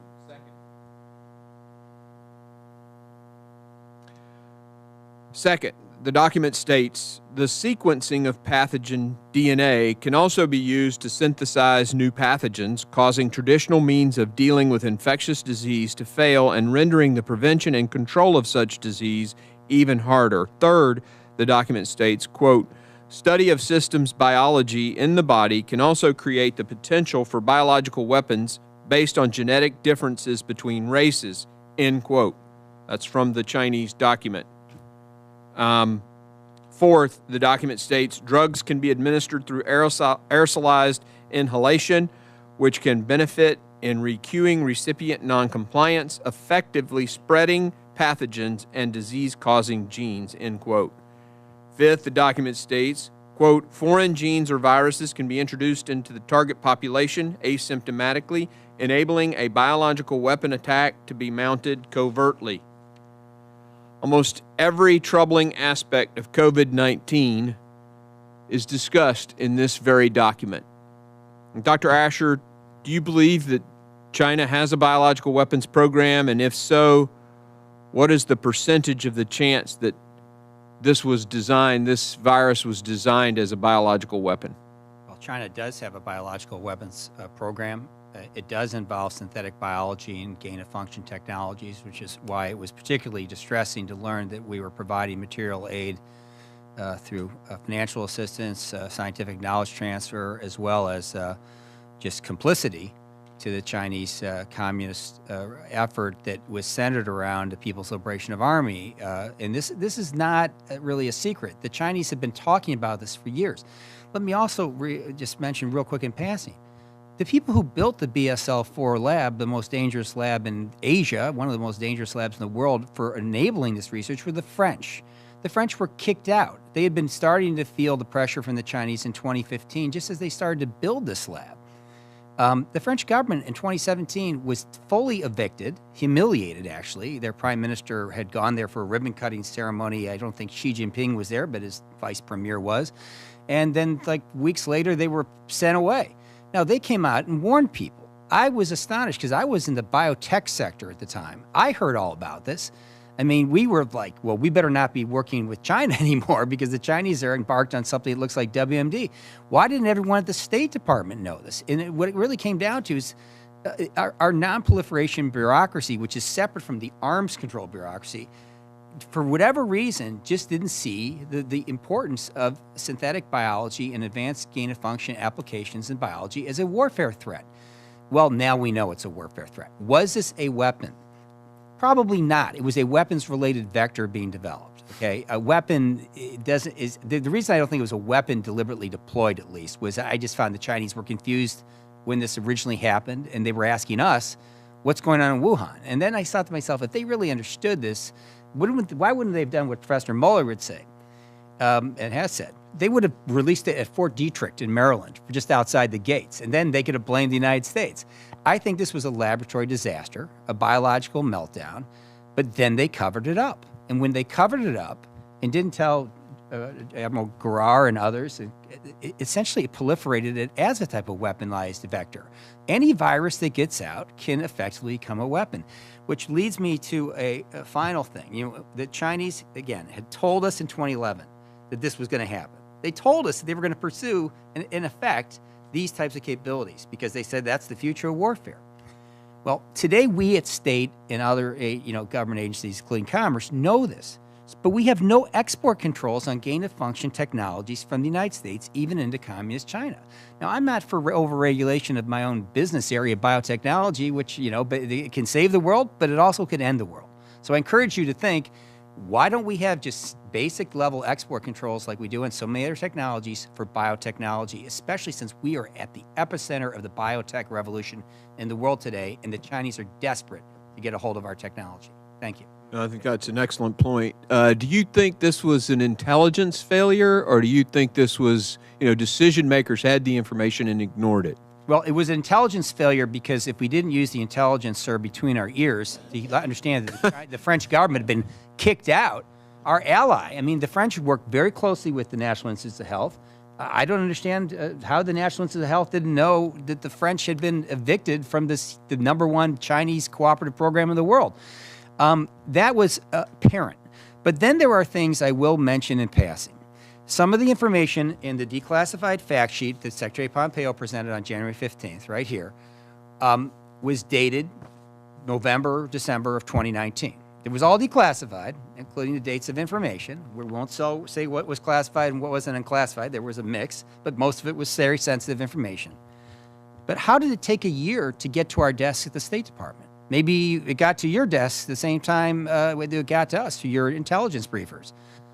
I was sort of shocked. It sort of reminded me, have been a senior official at state before and after 9/11. I said, we learned in ex post facto, 2020 hindsight, that we knew somehow in our SUM system that this might happen. Well, part of it is just policymakers themselves. We didn't emphasize the threat of biotechnology. So, I don't blame our intelligence community. I don't want to hold them to the fire unduly. We didn't tell them this could happen, and we should put this at toward the top of the WMD priorities, not toward the bottom. Because Dr. Mueller, one of the great experts on nuclear war in the world, will tell you that it's probably a lot more probable that we'll have a bio war. It's a lot cheaper And Dr. Quay has even done some estimates on what a bio-war would cost versus a nuclear war. It's pretty cheap, pretty effective. And I'm more worried now, not just about China, but about every terrorist crackpot that I've dealt with in the world over the last 30 years coming out of the shadows and trying to get a hold of U.S. technology to program these things on bioreactors on a desktop. So That stuff's available. if I may too, just I spent much of my career in biological warfare defense, both at DARPA and at DTRA, at the Threat Reduction Advisory Committee. And I want to just emphasize that I agree with everything Dr. Asher said. Export controls, but I do want to raise another dirty little secret that really needs to be looked at by Congress, and that those export controls should also include Americans' DNA sequences. This is a really vital piece. In general, even the NIH often exports gene sequencing for many of our people to China. China absolutely keeps databases on what in our genes, what are our susceptibilities, is there a possibility of ethnic weapons? However, China does not allow any sequences of Chinese out of their country. There's a reason for that. So again, I don't want to steal your thunder, Dr. Asher, but it's not just technology, but it's information, and genetic information is really critical. And the last thing, Dr. Green, just sorry to interrupt, but the one area you didn't mention, which is the scariest, not that you didn't read it, I mean, it's so terrifying, I can't even process it. In the Chinese Declaration of 2011, they talked about, to the Biological Weapons Convention, they talked about systems biology further revealing population-specific genetic markers that can yield an improvement in levels of human health, but also can create the potential for biological weapons based on genetic differences between races. Once hostile elements grasp a difference between different ethnic groups harbor intrinsically different genetic susceptibilities to particular pathogens, they can put that knowledge into practice and create genetic weapons targeted at a racial group with a particular susceptibility. I am certainly not a racist, but and I've spent my life in Asia. But to hear the Chinese communists talk about ethno-targeting to the Biological Weapons Convention is pretty scary. Thank you. Shifting gears a little bit, Dr. Garrar, you mentioned in some of your testimony earlier, and we've all talked about this, conflicts of interest thing. Could you elaborate on the types of conflicts of interest and perhaps give us some specific examples of conflicts of interest that perhaps were violated in, I don't want to use the word cover up by our media, but the Lancet article and So let me first say I'm not accusing anyone of anything, but I want to be really explicit. As a physician, as a scientist, or a person who had NIH grants, who was a professor at a medical school, I did this routine. People are salaried hundreds of thousands of dollars a year, and that is a potential conflict of interest. They want their jobs, they want their money. Millions of dollars in grants. The currency of the realm are NIH grants. When somebody's introduced, they had 30 years of continuous NIH funding. This is not only financially lucrative, but it's also a prestige factor. People who have inventions could make tens of millions of dollars based on those inventions when they sell those to industry. But again, I do believe, and I saw it on a daily basis, and some of these esteemed colleagues have said, President Trump was a controversial figure. Okay, we were controversial in the Trump administration. But there was such bias against the president that even thinking that you were helping the president, you were, excommunicated from the scientific community. And I think that's a really important factor. And if you, I want to just dig in on that a little bit. So I'm a physician, and we did in residency, this thing called Journal Club that was designed to teach us how to see bias in medical studies. We would look at, were the researchers funded by the drug they're investigating? So breaking it down to the simplest level. Was there selection bias in the population examined in the study? All these different types of bias in science, right? What I just heard from you is that there is a new bias in our scientific community, and it is Trump. And if you are going to research anything that could prove the president's statements true, then that absolutely is rejected out of hand, and therefore a form of bias. Is that what I'm hearing?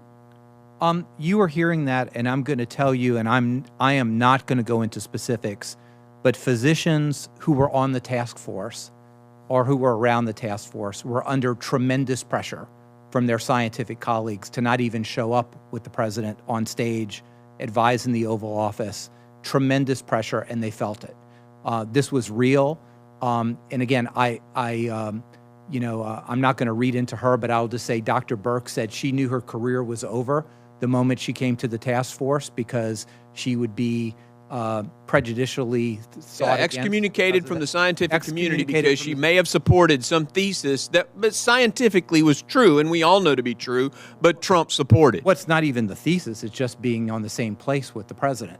I think you can't even be in the same room, huh? Right. And that's true. And people died because of the false information that has been put out, right? I mean, we know for a fact. I mean, Columbia University, not a bastion of conservatism. Columbia University said 60% of the people who died could have been saved had China just said human-to-human transmission 3 weeks sooner. And this group of people, the media and the Dorseys and the Zuckerbergs of the world who refused, called it a conspiracy theory. Oh, it's a conspiracy theories. People died. That blood is on the hands of the social media giants and the media and the people who refused and just completely supported whatever China and the World Health Organization said. And you have scientists, competent scientists, saying differently and being ostracized. Shame on you. Mr. Chairman, I'm probably way over my time. I yield.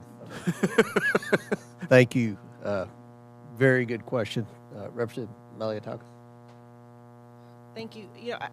As a member of the Foreign Affairs Committee as well, I was just really curious about talking about the responsibility of all global leaders to determine the origins and work together in cooperation to prevent a future pandemic. I would love to ask David Asher some of his thoughts on, working at for the Secretary of State. What were some of the things that you had been working on with our partners on the global level, and where can we build upon that to ensure that, well, number one, there's accountability, but I do feel that there's been a little bit of hesitancy from our global partners and in holding China accountable and really demanding answers to the origins. So I'd love to hear from your perspective of the work that you did in that regard. Congressman Malliotakis, thanks very much for that important question. The lack of cooperation among even our Five Eye partners in the intelligence world was a bit surprising.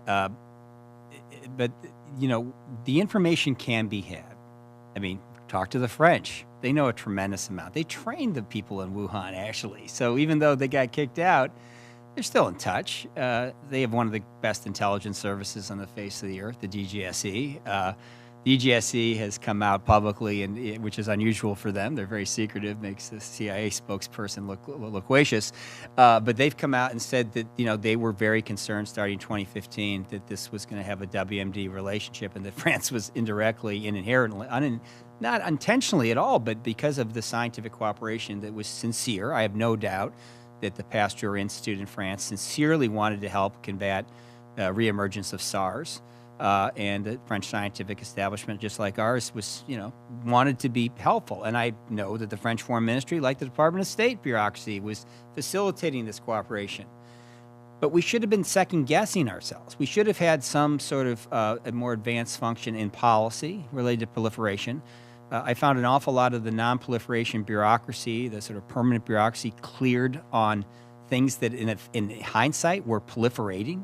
Giving dual-use technology to the Wuhan Institute, knowing that for years there had been suspicions of its involvement with the Chinese People's Liberation Army, which now the Washington Post just put out last week, is in their actual instruction manual for employees, I believe, that it talks about secret programs and the need to manage loyalty to the party above anything else, and sort of like it's on their website.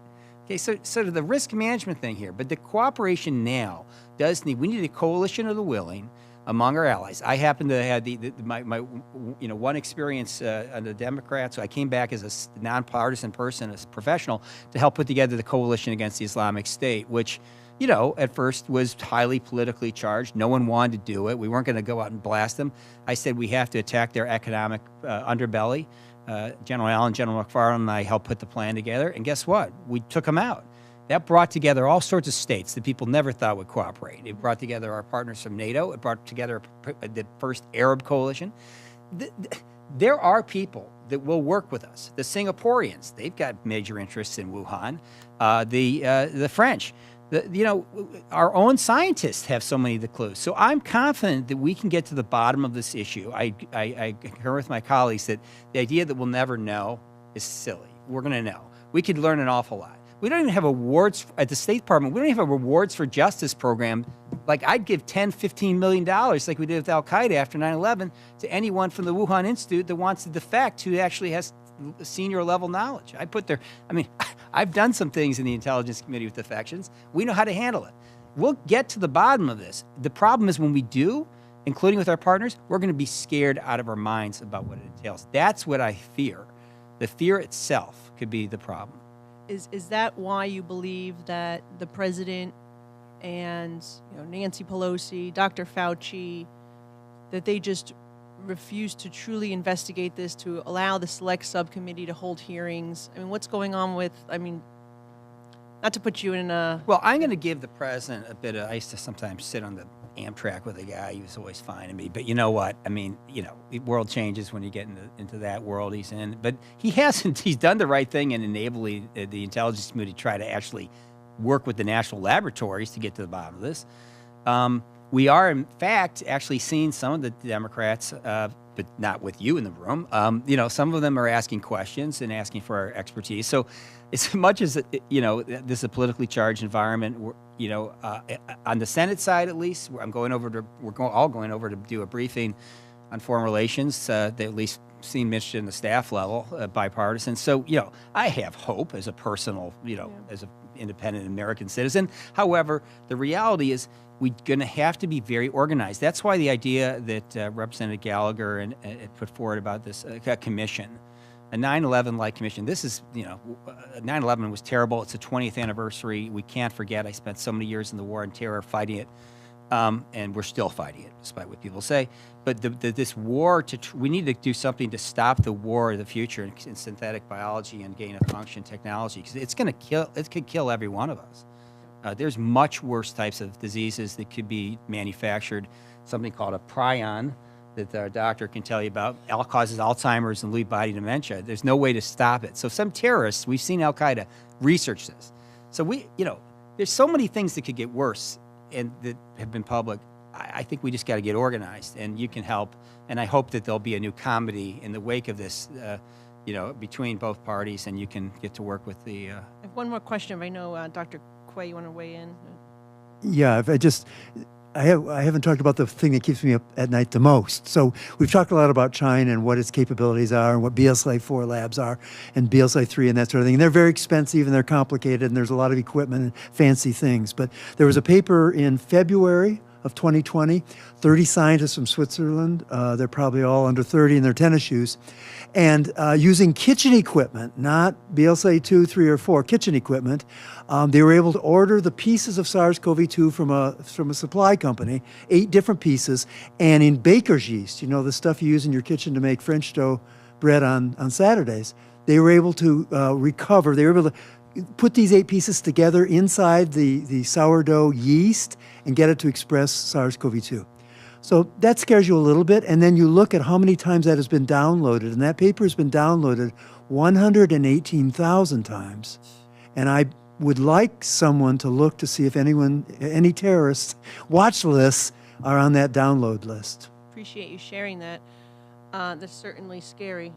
One last question, just because I want to focus more on the World Health Organization.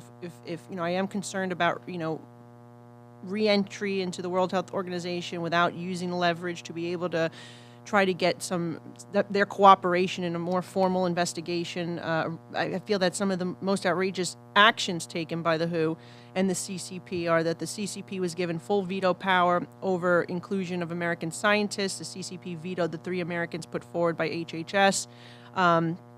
The only American accepted was the CEO of EcoHealth, which was interesting since they've historically funded the Wuhan Institute. The CCP designed the mission's itinerary and refused access to Chinese scientists and raw data. And at the behest of the CCP, the WHO altered their mission to include far-fetched origin claims like shipped frozen food. The CCP was given full power to edit and alter the final report. What should we be doing as a nation with regards to holding WHO accountable, being that we are the largest funder of WHO and we deserve to be, treated with respect, not played for fools? And what should we be doing with our partners that you made very important comments, and I'm not really sure how much of this came out, and I do want to get it on the record. Our ambassador Bremberg had a personal conversation and meeting with Director General Tedros as well as Mike Ryan, and they told Ambassador Bremberg that we should submit names for the WHO Investigation Committee. That got relayed back to me through our Office of Global Affairs. We picked 3 scientists. They were not political.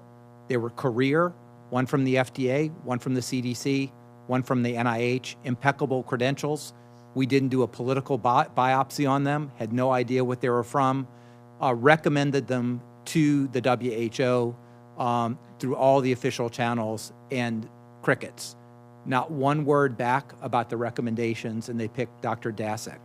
And I wanted to get that particularly on the record because we went out of our way to pick people who could not be argued to be political or have a bone to pick in any way, just to try to get the truth.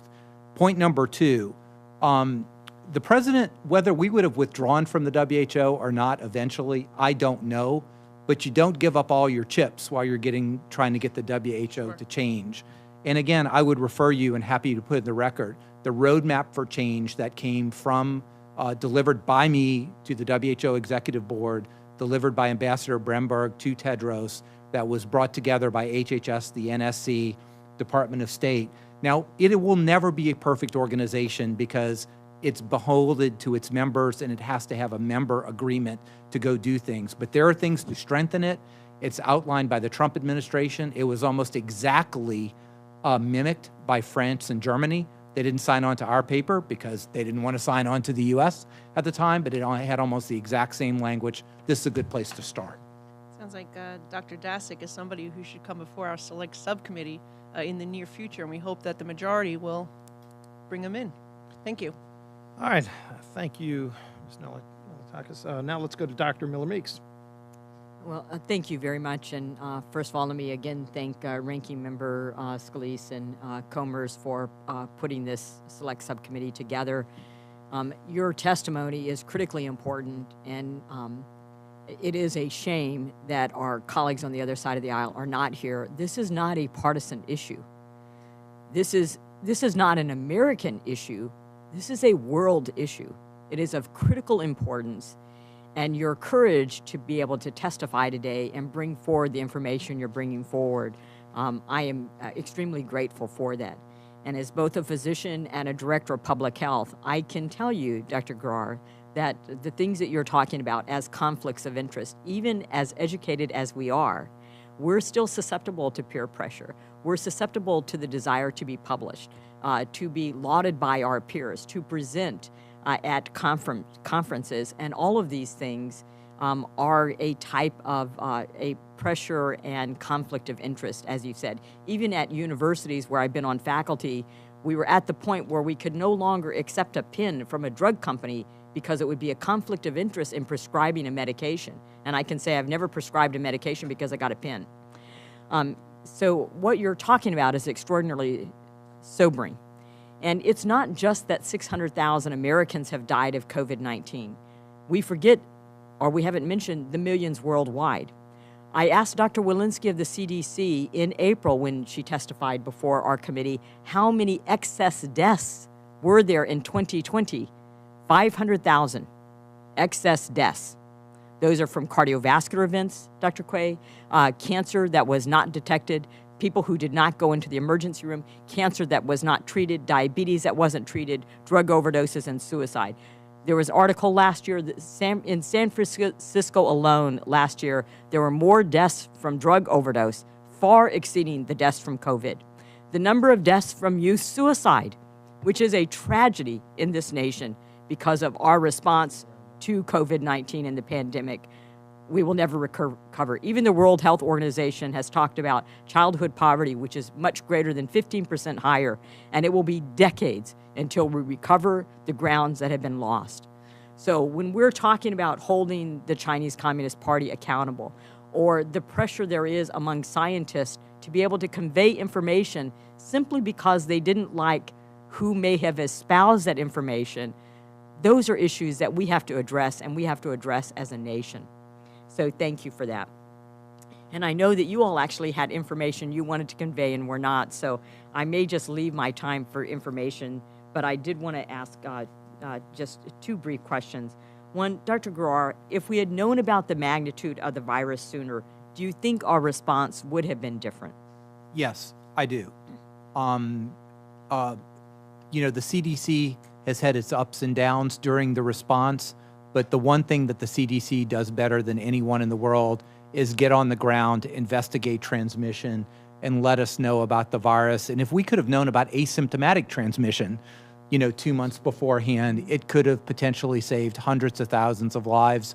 So, I do believe, and I wake up at 3 o'clock in the morning still thinking about these questions, that, when you get to the ultimate source of death, as the CNN would say in the autopsy, it was a lack of Chinese transparency early on. If we could have had that, sure, people would have died. We would have still had it throughout, but I think we could have had interventions much more timely because we would have known so much about the virus. That's my opinion.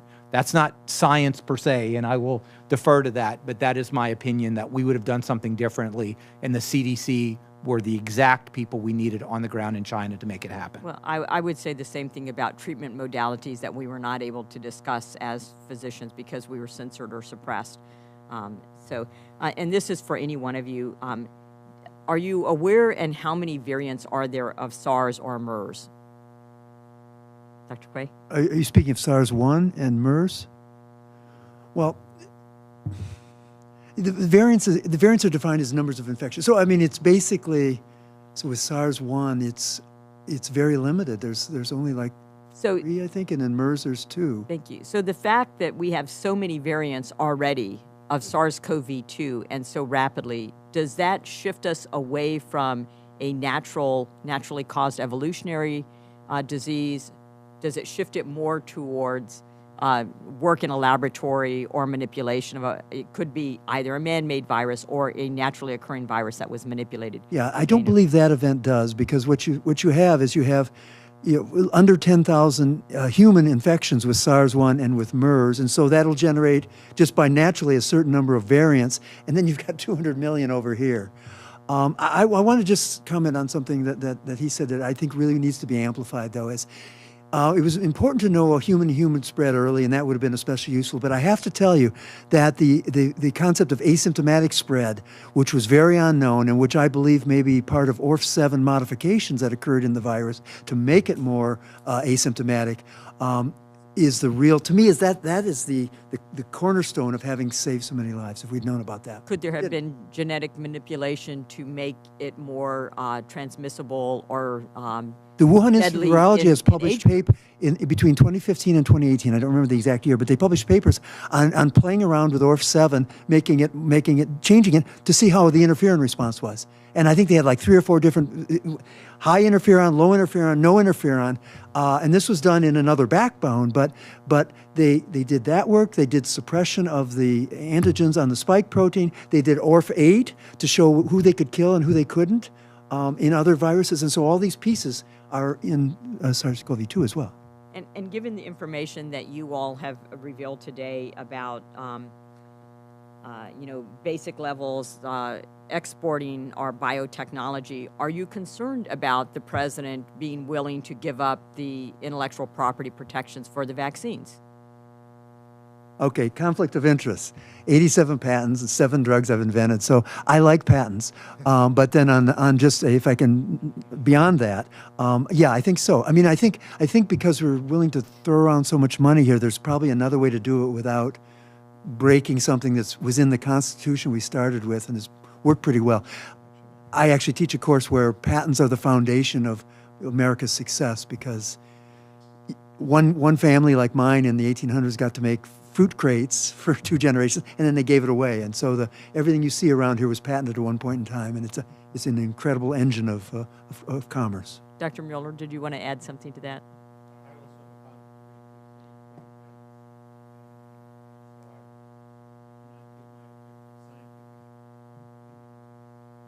Then I would say, obviously, it's important to protect it so that you all can continue to develop patents. I just want to say that, number one, I think patents are critical for innovation. But number two, it's completely naive of this administration to say we're just going to give a patent away for a sophisticated manufacturing of vaccines that takes years and billions of dollars of expertise. We're going to give it away so somebody else can manufacture it. It's just naive. It does not make biological sense. It's a fantasy world. What needs to happen if you want to do that is exactly what we did on the administration. Have an option to buy 2 billion vaccines, have them manufactured by the companies that have patented them, and then give them to the world. You don't give this technology to other countries. Number one, it violates our patent and innovation, but number two, they can't do it because you're going to have contaminated vaccines, bad vaccines, and then you ruin the entire vaccine enterprise. In addition to which, both Russia and China have been known to spread disinformation about our vaccines, which have been very effective. So thank you for that, and I yield back my time.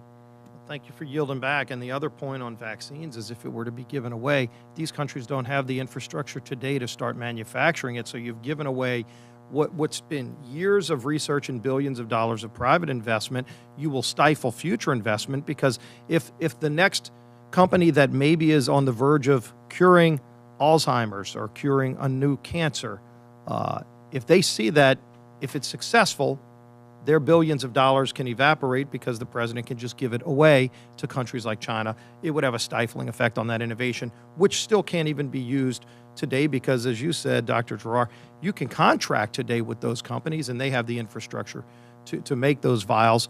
Those countries, China does not have the infrastructure today, and do we even trust that they have the quality standards? But let me ask, do you gentlemen have the time to go for some additional questions? All right, now that we've had our first round of questions, again, thank you all for coming.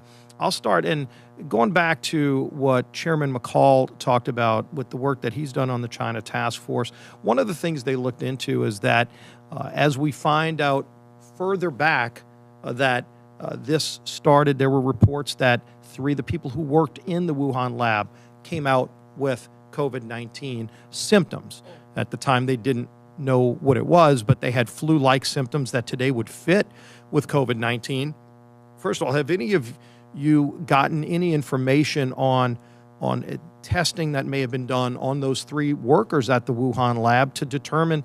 We can go back and do blood samples and see if they have the antibodies to determine if it was COVID-19 back probably in September of 2019 as opposed to even December or early 2020. Do any of y'all know what happened to those lab workers who reports say had the first potential cases? Dr. Quay. Well, there were a couple major areas of information records that the WHO team wanted to look at. They actually wanted to do a few things in a positive way, and those were patient records. And so no patient records of early cases of COVID were given or allowed to be looked at by the WHO committee. They said, it's privacy. They're patients and we respect our privacy laws and things. So there isn't information there.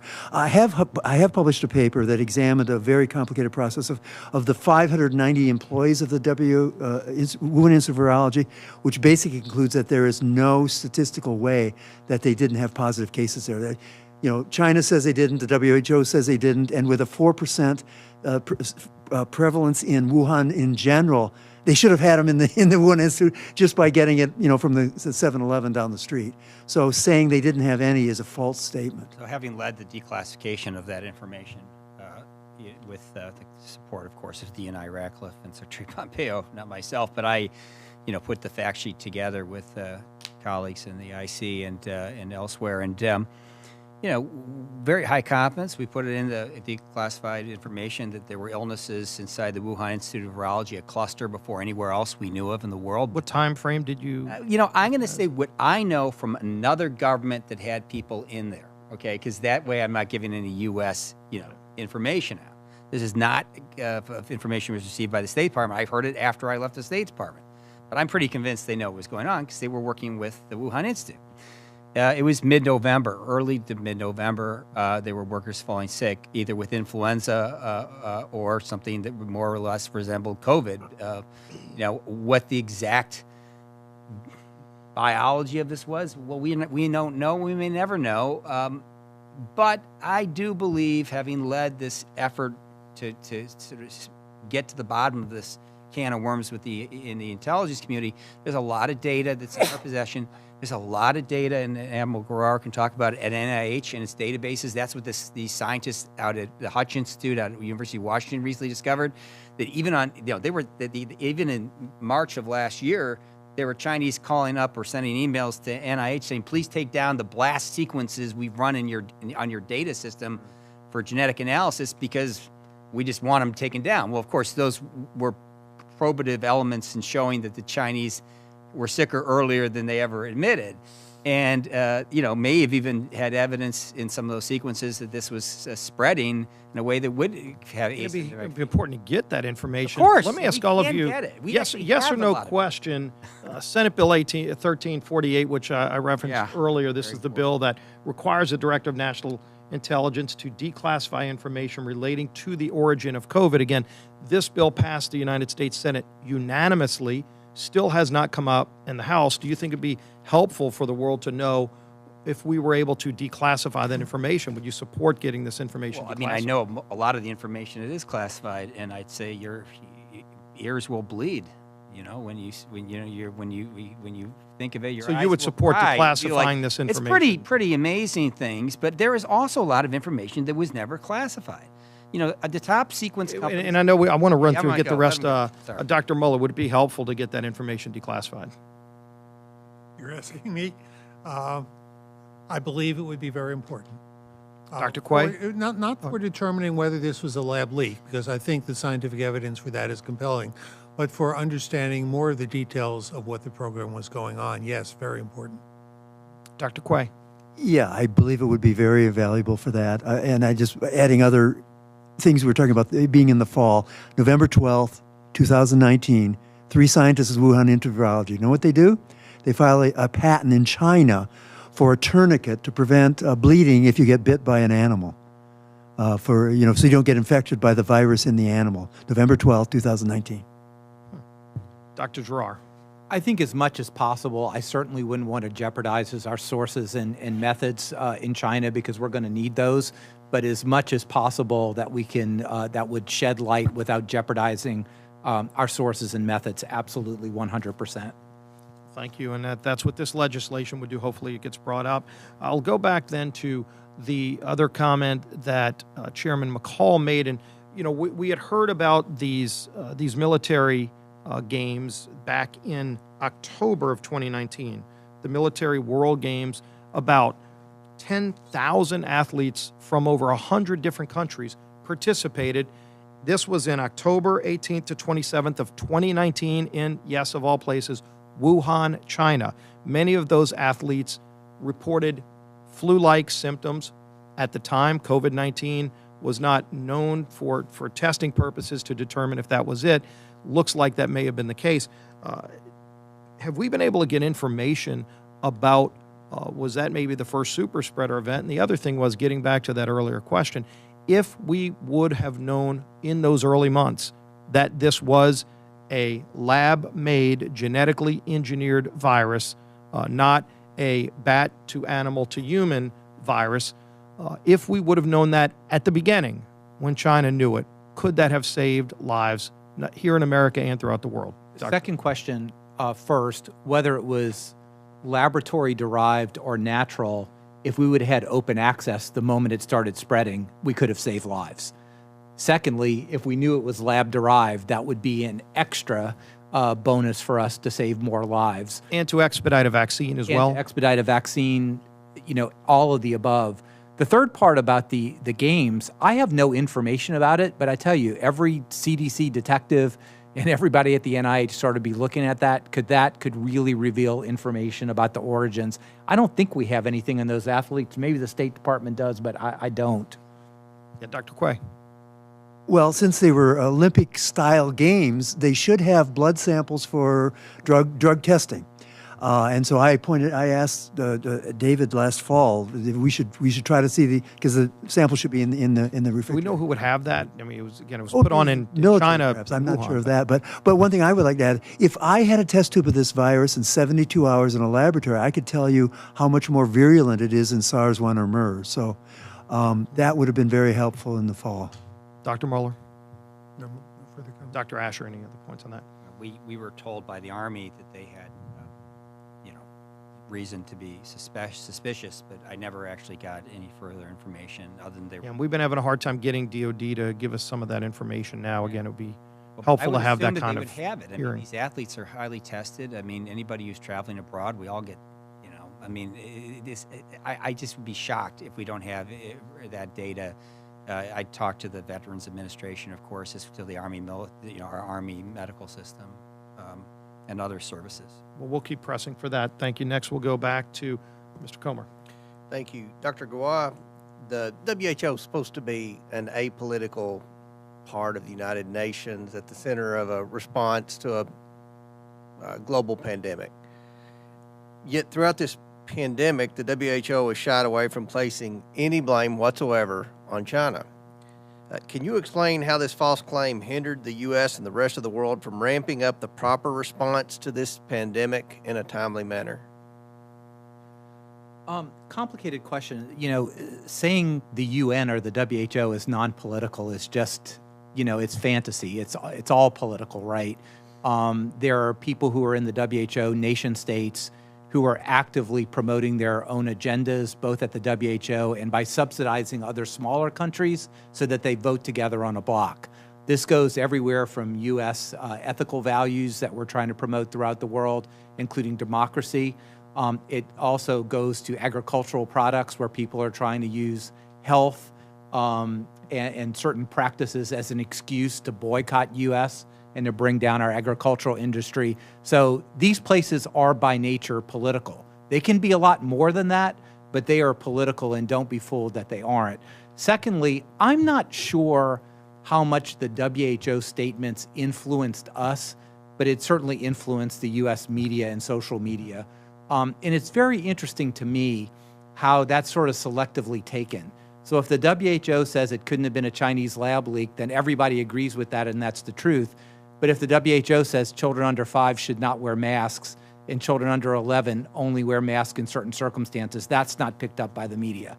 So that kind of bothers me, and I wanted to point out that dichotomy. It's very selective. So I think the WHO's stances did influence the U.S. media and thus the propaganda machine that's associated. And that it couldn't be spread from human to human. And that it couldn't be spread from human to human. Really an unusual statement very early. To be so definitive about that, and that was really just taking the Chinese word, because there was no information that didn't suggest that, and we have all the information that we know that the contrary was true. One last example of the WHO. In April of 2021, the WHO released an entirely one-sided report which tried to examine the origins of the virus. Outside scientists were given little access, and the CCP was given full power to edit and alter the final report. Dr. Gawa, did the U.S. submit any names to be a part of the investigation team? Yes, of the recent one, and I'm glad you bring this up because I want to emphasize that we submitted, and that went through my office, 3 non-political career scientists with impeccable credentials who could not be tied to anything that would be offensive to the Chinese, aside from they were going to seek the truth and find it. We don't know what happened to them, but all we know is they never showed up, and only Dr. Daszak was allowed to be on that committee. We heard that, we couldn't believe it, because it's just, I don't know if it's unprecedented, but it's pretty unprecedented that the Director General asks for us to submit names. We submit names, go out of our way to make sure they're completely apolitical, top-notch, and they're summarily rejected. So did Communist China veto those names? We infer that, but we don't know that. All we know is they had veto power, and these 3 names didn't show up. But there were no Americans on this team. Well, Peter Daszak was the One American. That's correct. And Mr. Daszak, did he have a relationship with the Wuhan lab? Of course, and that's well known. And that is a conflict of interest, correct? It's a very it's an extreme conflict of interest. Again, I don't know him personally. I don't want to imply, but a priori there's a major conflict of interest there, since his organization was the vehicle to provide much funding to the Wuhan lab, and of course would have every reason in the world to make it not so that work that he funded actually caused a worldwide pandemic. Again, I don't speak for him, I don't know, but that's an appearance of a conflict of interest, which is why we had independent scientists who were not involved, FDA, CDC, NIH, we gave them the pick your agency you want, and they were impeccable and they were rejected. Based just on these answers today concerning the WHO and their behavior towards the United States and their favoritism towards China, it's very disappointing that President Biden rejoined the WHO as one of his first acts as president. Very disappointing, without holding them accountable, without asking any questions, without demanding any transparency. Very, very disappointing. Mr. Ranking Member, I yield back. Thank you. Now let's go back to Mr. Jordan for a second round of questions. Thank you, Mr. Chairman. Let me just, for the record, if we could just run down the line here. Each of you believe that the virus started in the lab in Wuhan, China? Yes, sir. Yes. Yes. Okay. And each of you believe that, by definition, if it starts in the lab, it's man-made, it's engineered. Not correct. Okay. It's very unlikely this was found in nature. But there is a scenario that it could have been collected in nature and then brought to a population center of 11 million, which is kind of crazy, and then accidentally leaked. It could also have been, when you say man-made, it could have been naturally evolved, which is what was suggested earlier. So it wasn't like humans putting pieces together, but allow the virus to do the virus. Which do you think is more likely, the humans engineering it or what you just described? I think more likely is this was, and again, this is speculation, but I think more likely it was evolved by passage either in human cells or by, quote, humanized mice to have a very virulent pathogen, at least the majority of which, and Okay. but it's still the same thing, okay? Whether I used a genetic tool or whether I evolved it in nature or maybe did a little bit of both, as might have been suggested, it's still a lab. Either one of those routes is still considered gain-of-function research. Yes. Well, yes. If you're passaging it to gain a Right. function, yes. 'Cause it's Or getting you're more lethal. engineering it to gain a function, Okay. that's gain of Just want to function. make sure we're all on the same page.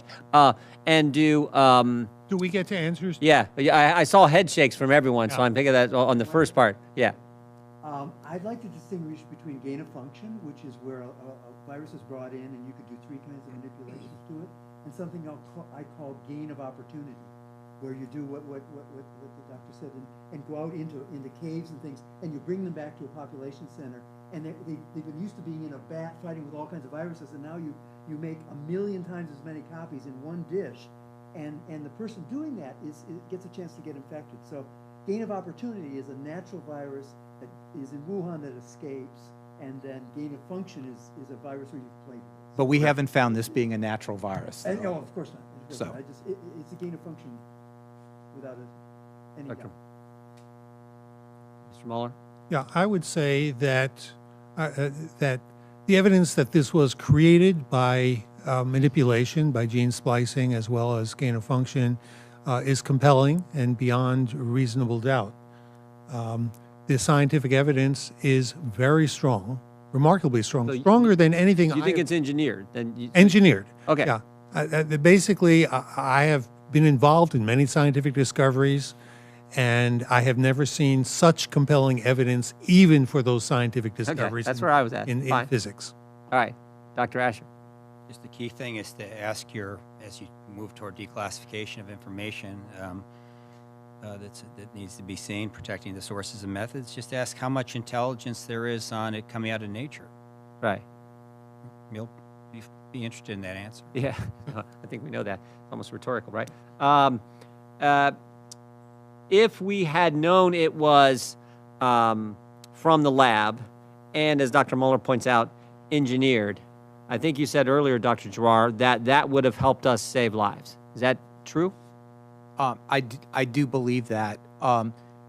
Two answers, whether it was engineered or not, if we would have known early and there wasn't a cover-up, we could have saved lives. Number two, if we knew it was lab-derived and they were transparent, again, I'm just hearing about the ORF7 interferon right here, but that is such a key issue, which tells you if you get fever and get sick because of your interferon response, and if it was deliberately engineered to block that, not only does that become more infectious, but it means you're going to be asymptomatic. Yeah. That could have been a major,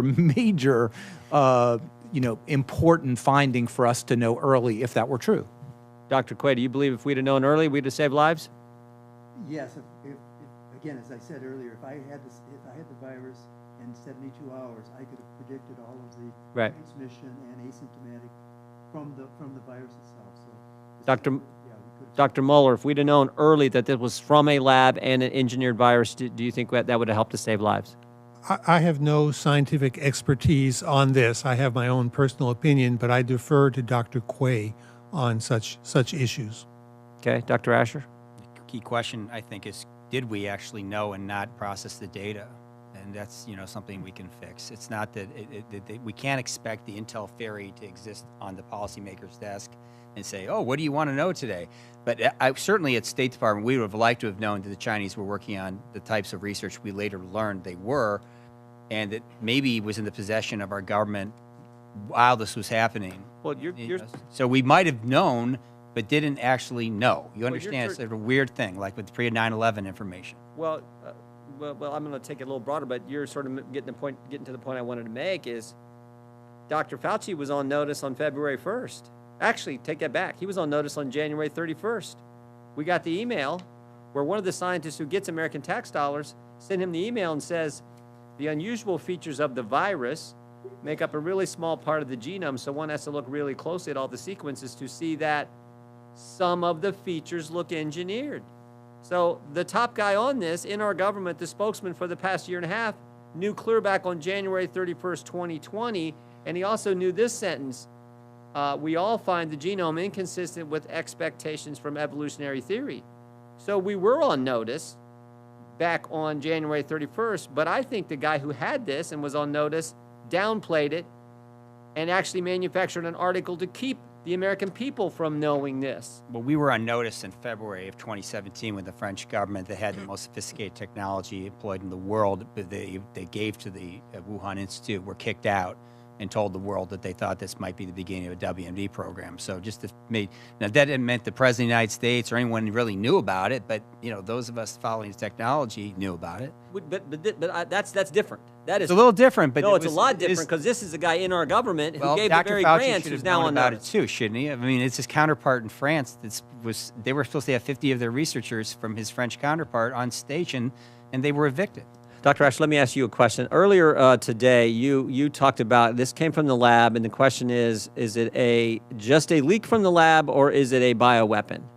And I want you to talk to us about that, because I think the assumption for most of us has been it's a leak from the lab, but you're the one who raised the bioweapon.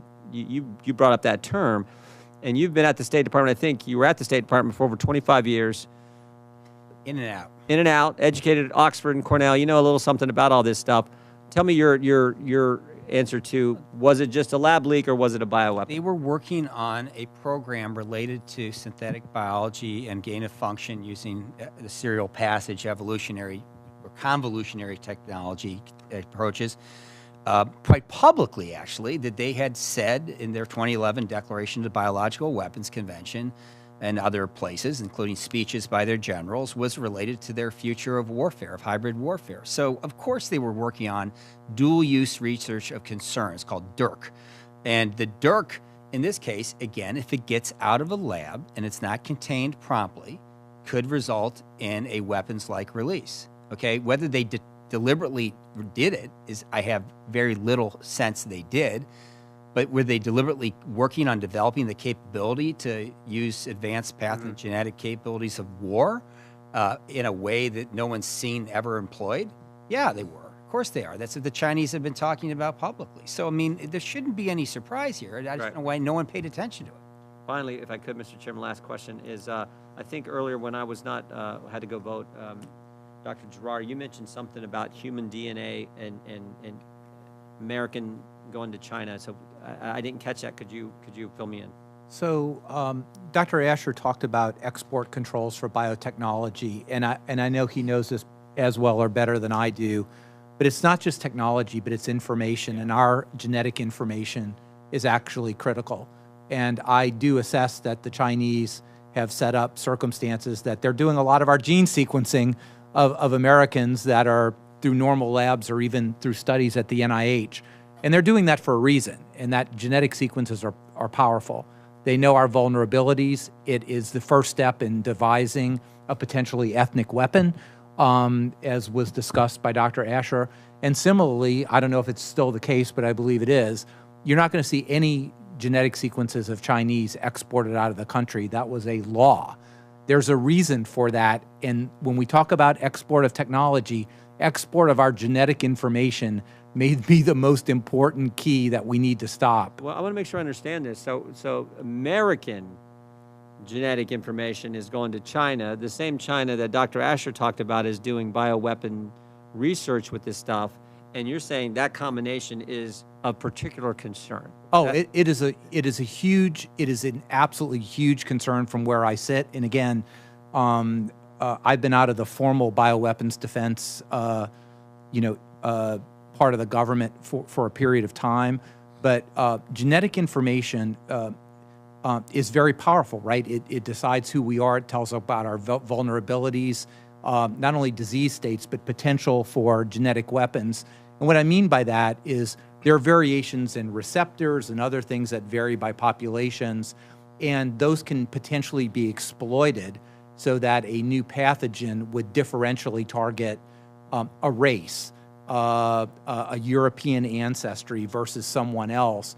And we are essentially just giving all that information to China in the context of what I do believe is an unprecedented and What's terrifying. the rationale for giving that to China? I mean, I think that's a fundamental question we got to ask on all this. Why are we giving all this information to China? Because most people in the community are either naive to the threat, they deny the threat, they're oblivious to the threat, or just don't want to think about it.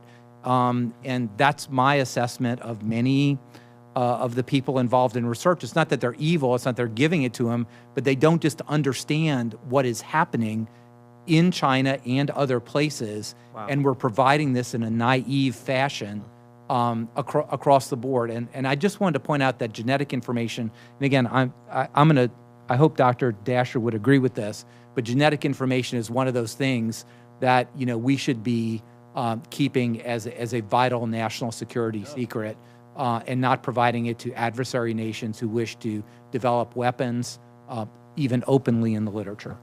If I could make a comment on this. I'm at the mercy of the chair right now, but I'll leave it up. Just because I know exactly what he's saying, but I think I want to say it in another way. So if you go on the internet and want to do, you can do DNA tests for almost anything on the internet as a consumer, and you don't even need, a doctor to sign. And you do a scrape, you do a spit. Yeah. The specimen will very often go to a laboratory here, but then it gets shipped to BGI, which Dr. Asher will say bought more Illumina sequencing machines than any place in the world, and so they will do the sequence there, and they'll send it back to the company. But guess what? They'll keep a copy, and that's what he's talking about. So every time in America, not always, but many times you will do what you think is and you'll go to a U.S. address, and then it gets shipped to BGI. Yeah. Well, that brings us to the conclusion of this hearing. Let me again thank our 4 witnesses. You are all experts in your field. You've all brought some incredibly riveting testimony, some concerning testimony, just in the sense that more of these questions need to be asked. And frankly, we should be getting answers from others who were also invited but didn't come forward, because there are a lot more questions to be answered about the origins of COVID-19. I think it's been very clear from all of your respected testimony that the origins of COVID-19 came from the lab, whether it was engineered just completely from the mice. Was there a source, a host like a bat? But the bottom line is we need to be asking more of these questions, especially to people who do have these answers. And there are some people who have these answers who chose not to come. I would urge our counterparts in the majority party to hold a bipartisan hearing where subpoena powers would be involved, where we can compel all witnesses who know information that has not been put on the table to come forward. We're here to find facts. We found out a lot of facts today. I think facts that are very helpful, facts that show that if China was just forthright early off in this process, going back to September, October of 2019, when they knew what was going on in that lab, but lied to the rest of the world, lives could have been saved. Hundreds of thousands, if not millions globally, could have been saved. So let's make sure we get those answers so it never happens again, but also there needs to be accountability as well. Those are things that Congress should be debating. So far, this majority has chosen not to. Let's also continue to call for a expedited hearing on Senate Bill 1348, which would declassify much of that information that the Director of Intelligence, of National Intelligence has on the origins of COVID-19. Again, it passed the Senate unanimously. This is not partisan legislation. Let's get all of these facts out there, and those others who have information and have not yet come forward, now is the time to come forward. The American people deserve to know wherever the facts lead. And if the facts don't lead in a place that you're comfortable with, the facts are going to come out anyway. It's better for everybody who has information to bring it forward so that we can at least ask these questions, get the information, and learn from what happened. It's been very, very helpful that we got this information out. I think you've all done an incredible service. And having this broadcast, I think, will open up and shine a light even brighter on something that we still need to dig and get more answers for. So with that, thank my colleagues for participating. Thank our witnesses again.